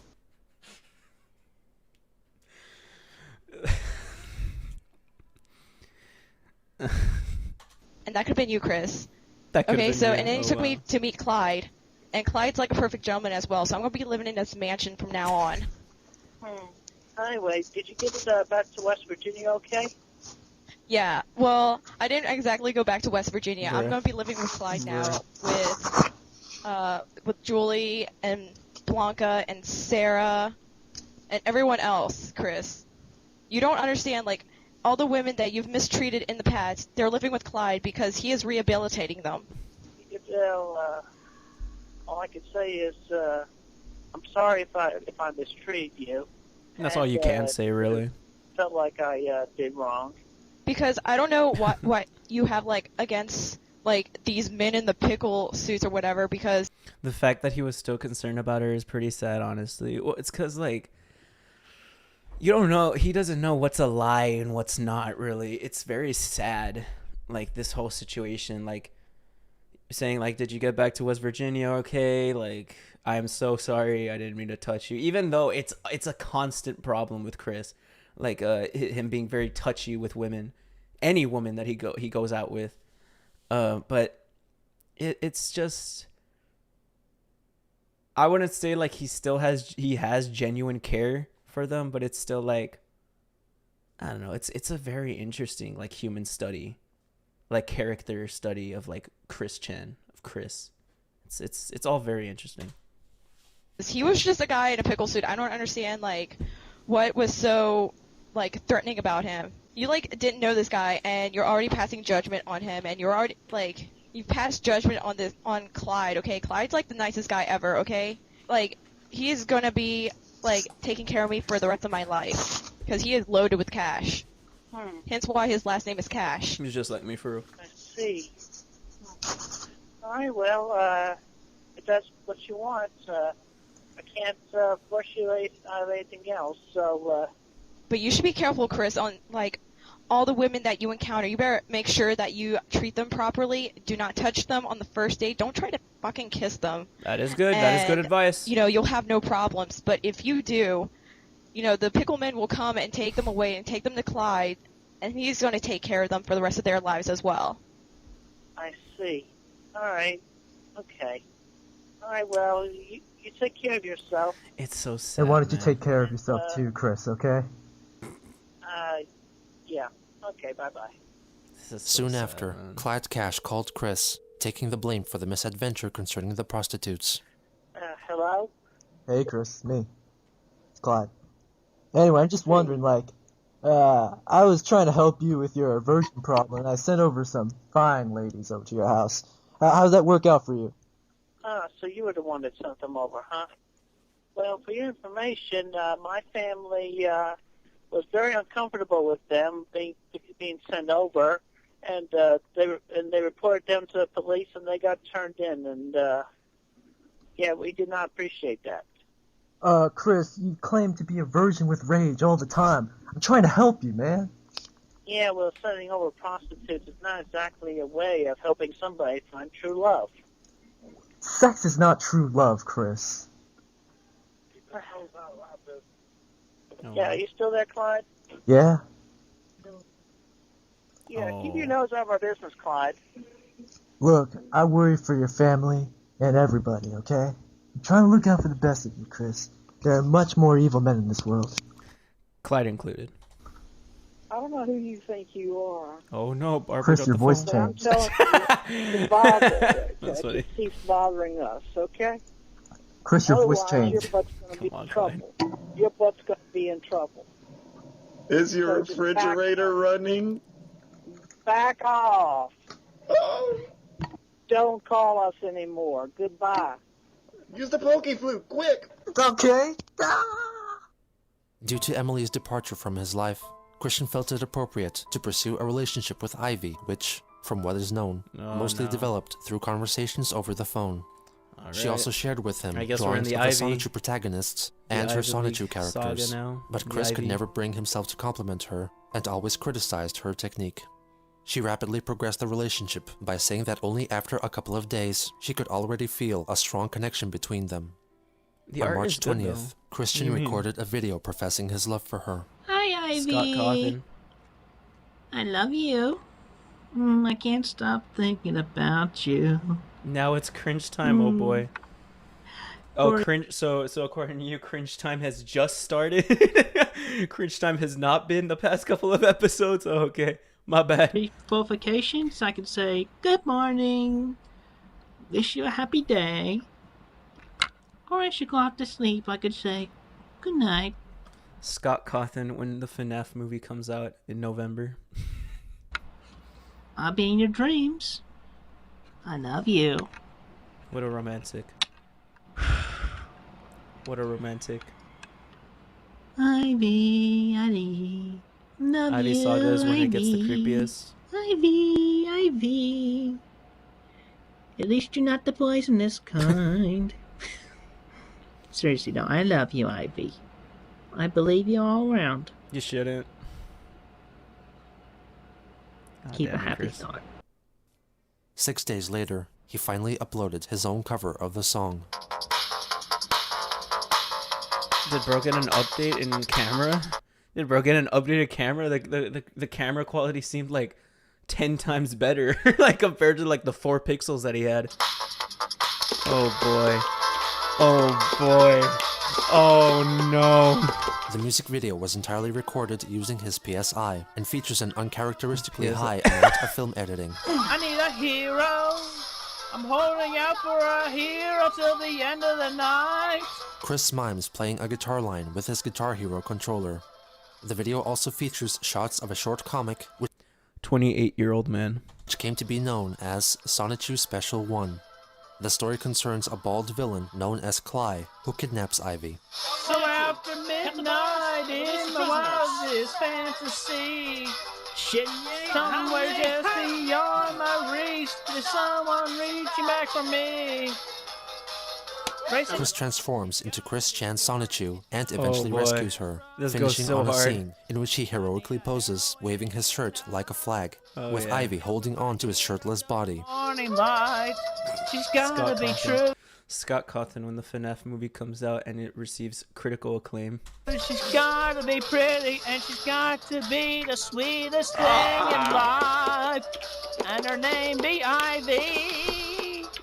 Dedicated to her. I love you, Ivy. Oh yeah, this goes hard. Later that day, Christian made a video issuing Alright, we're back to the 4 pixels of quality, alright. Important announcement concerning Megan Schroeder. I have recently received a request from my old gal pal, Megan. Some of you probably know her from the ED page. So many mistakes were made in the past, and she was the first of my gal pals to be caught up in that crossfire. On me every day. Unfortunate.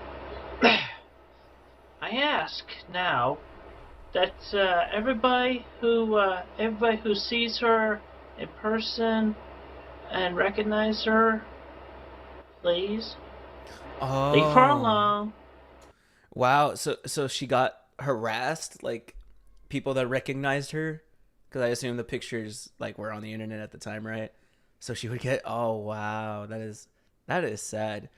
Like when you think about it, the people around Chris's circle, like the women that were just like, especially like the high school gal pals.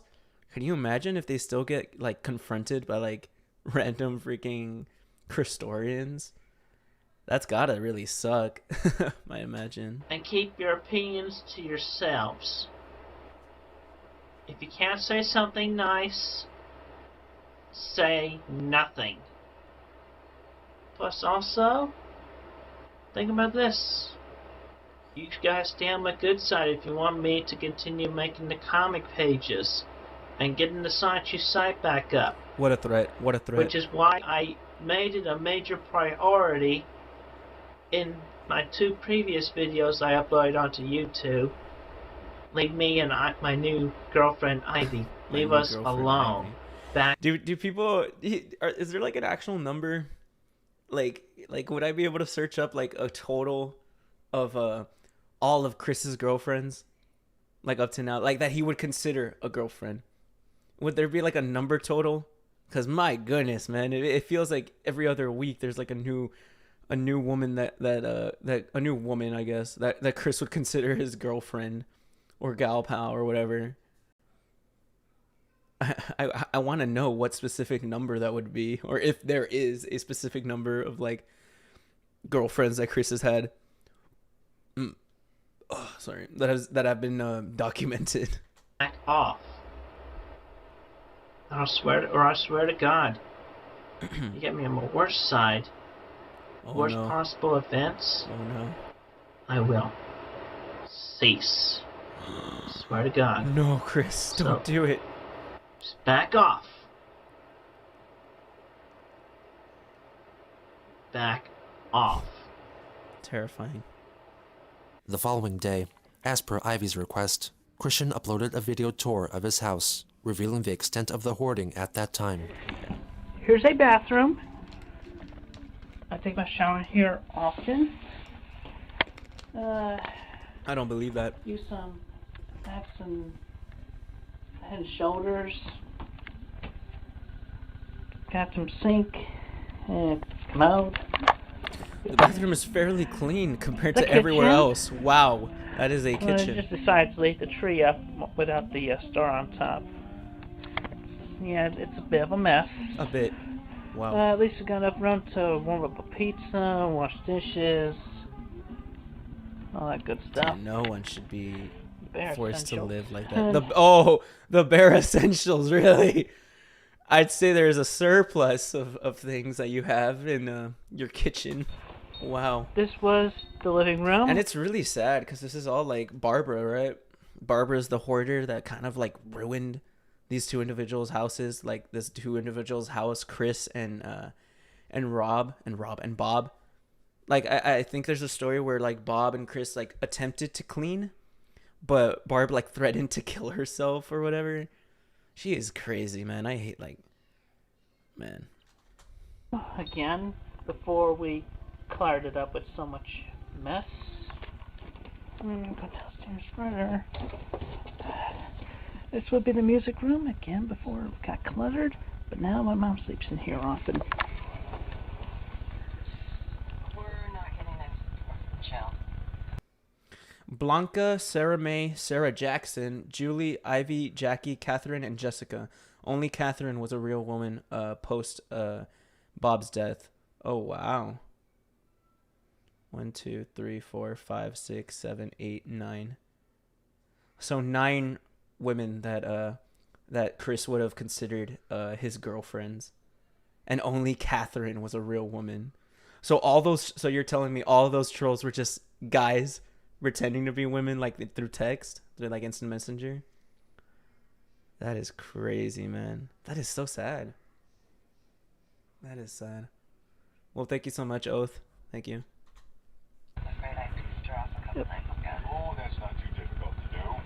My family is a bunch of pack rats. Real. Downstairs bathroom. Oh, no, this is a worse bathroom. Oh, What's wow. going on in here? Hi, Pop. What you up to? Going to see. Okay. Going out here. And nowadays the family room is basically used for my dad viewing television, a little bit of comfort. I don't know, I just imagine like the stench and like how dense and like humid the house must be. Like maybe the AC, the air conditioning is like just crazy and just so good at like cooling everything up. But I just imagine it being real warm in there. Just real warm, dense, and just, wow, just feeling claustrophobic in there. Like that sucks. That is a real sucky way to live, man. Sleeps alone on that bed over there. And then the parents don't even sleep with each other. That's great. Some of the front yard. Branch hit my ear. This is the front of the house. Bro's casually doxing himself. This is great. This would be some of my father's daylily garden. More beautiful during the summertime, but the flowers have not yet bloomed. My father's garden shed. Yes, there's also Casey, but she's gal pal and sweetheart. But yes, all of them were guys. But to retact, I think Sarah May, Panda Help, who sounded like a real woman. Wow, that's just so crazy. That's sad. That's just sad. I was out here listening to music on warm days. All that good stuff in there. Got a swing in there. Swing. A side of the house. Got bats in our belfry. That would be the workshop. Again, studio, or at least used to be a workshop before the inside got cluttered with more junk. You have a pretty big backyard. Wow. Pai's pen. My dog. Oh. Yeah, God rest her soul. God bless her soul. Yeah. We buried her right there next to the gazebo. There's a doghouse. That'll be the back door, but back door is cluttered with stuff, so we can't go in that way. There's the arch where I sat down and did that fun little picture of me and Patty singing together. Hi, Lucy.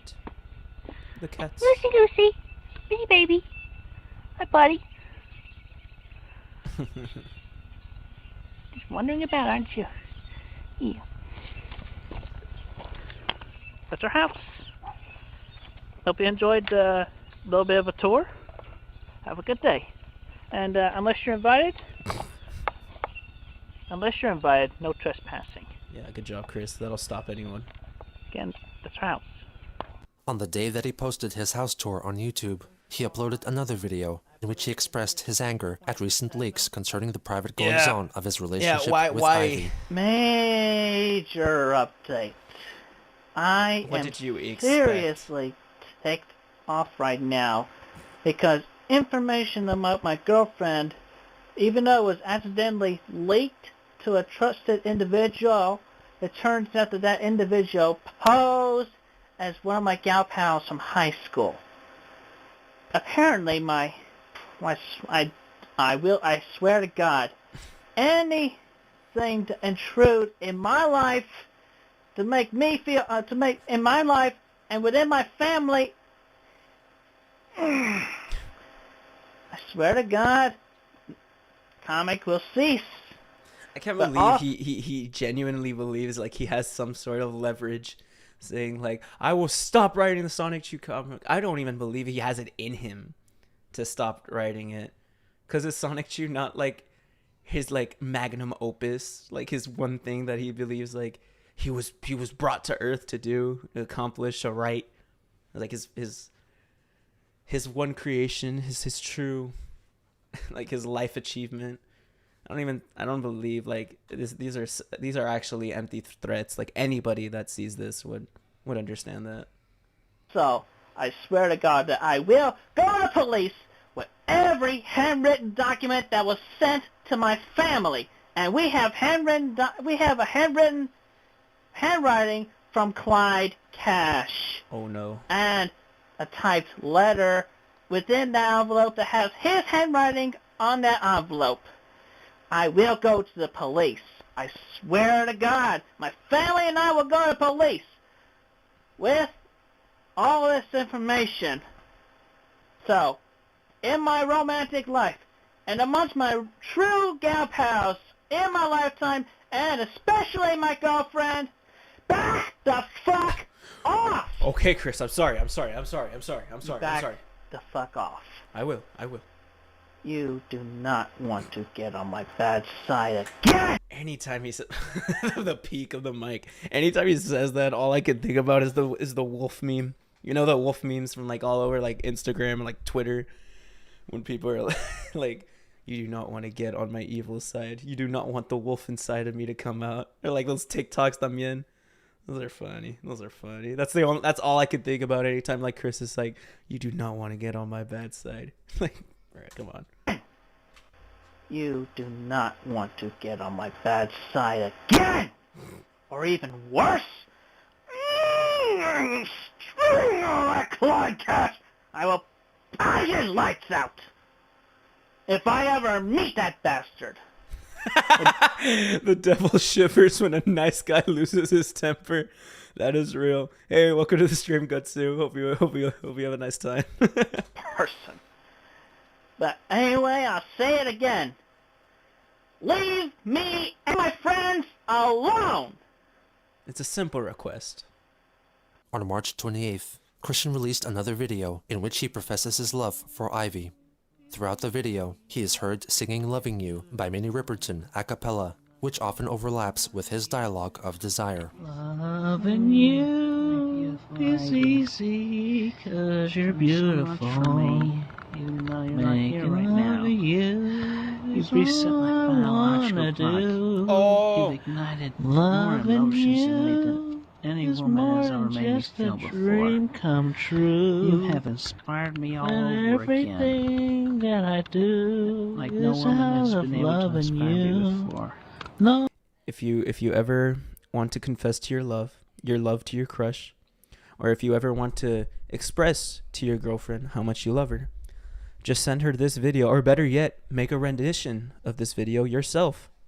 It shouldn't be too difficult. And trust me, from me, coming from me to you, she will love it. It is W-Riz. No one else can make me feel the colors that you bring. Stay with me while we grow old. And we will live each day in the springtime.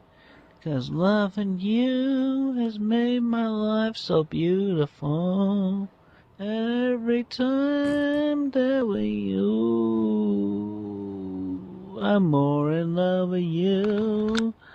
Make your journey here safely. Do. And I will wait for you. Love you, Ivy. I love you. Mwah. The next day, Christian Scott Cawthon to Rotten Tomatoes when they when they release a 90% score for the FNAF movie. Mwah. The next day, Christian uploaded a video addressed to Ivy's alleged cousin, Flora, and her supposed concerns about flatulence. There are dangers about holding in farts, but it's better to let farts out.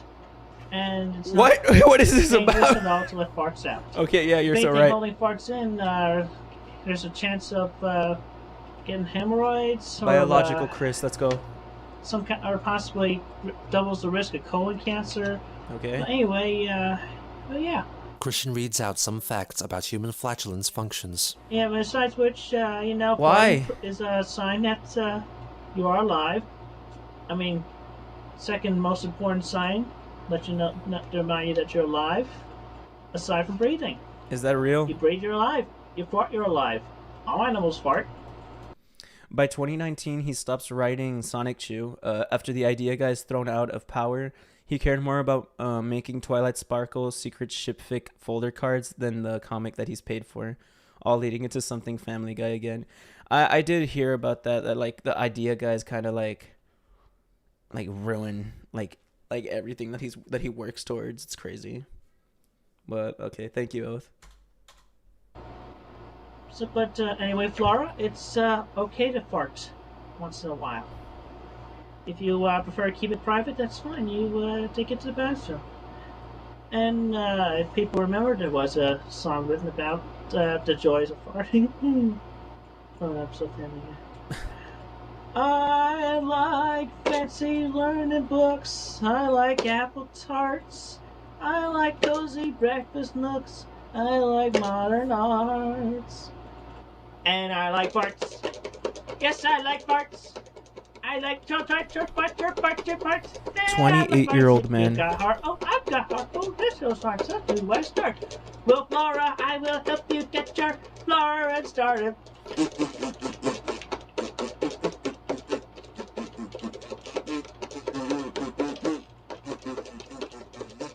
What a fade.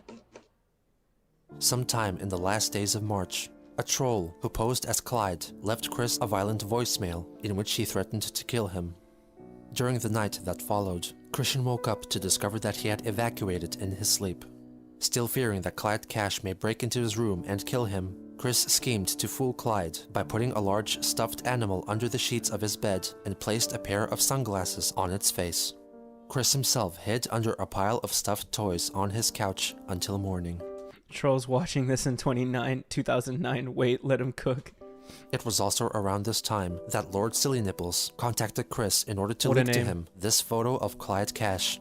The person in question was in fact a man thought to be Lee Hottie, whose unusual appearance had caused him to become an object of ridicule on the internet over the past few years. Nevertheless, Chris believed this to be the real Clyde Cash. On March 30th, Christian uploaded 3 videos to his YouTube channel. The amount of videos this man has posted, is there... I know this is too much to ask, but like, is there like a total? I imagine that would be impossible to count up. Or it would be very difficult, like for the factors that would come up for the amount of videos that this man has posted. In the first of which, encouraged by Ivy, he expresses the hatred he has for his Encyclopedia Dramatica page and Clyde Cash. You know what would really inspire me to continue doing the comics? I tell you what, you take down that ED page forever. You take it down, delete it, because that thing has been bothering me for that long time. And you know how the expression "too many cooks spoil the broth"? Well, this was too many crooks. Too many crooks. Too many crooks. And that ED page is one of those crooks. This makes me really angry. You know how it makes me angry? This is Clyde. And this is how angry I am for every waking moment that ED page is up.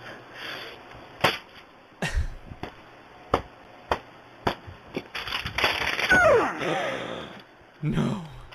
No. You want me to calm down? You want me to calm down? You want me to draw the comics? You take down that ED page. He later took the video down so he could re-upload it with an additional scene in which he demonstrates even further his detestation for Clyde.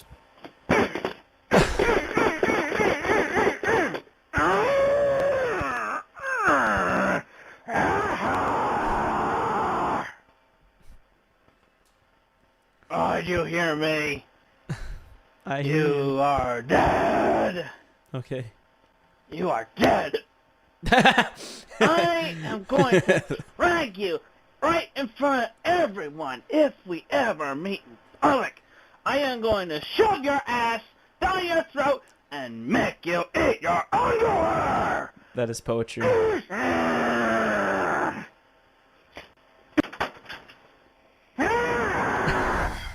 In the next video, the microphone, man, the microphone's so funny. attempts to threaten Clyde by revealing what he thought was his true likeness. Laugh now, as much as you want, Mr. Centenaro, because you have no money. What a roast. I have your mugshot. I can't even stand to look at it. All those damn freckles. You're a freak. Chris just unknowingly bullying this random guy. A random guy on the internet. That's not even Clyde Cash. I scoff at you, you ugly freak. Chris has become the very thing he swore to destroy. The trolls. or the bullies. He's In the become a final trope video, of bullying Chris himself. once again threatens Clyde and reveals that he would no longer make videos for YouTube at the request of his pastoral counselor, Rocky Shoemaker. Finally. Clyde, you are a liar and a vicious son of a female dog. This will be the last video I upload to YouTube, but my Something tells me that's not true. inspiration shall continue. Okay. To my loyal fans, thank you for your patience. They will continue to be rewarded. As for those who despise me, justice will be served. Peace. As it has been shown that Chris hardly ever learned from his mistakes, Real. it should come as no surprise that he would eventually return to YouTube Yeah. to broadcast his daily life, to express his love for his sweetheart, to threaten the trolls, to refuel the fire.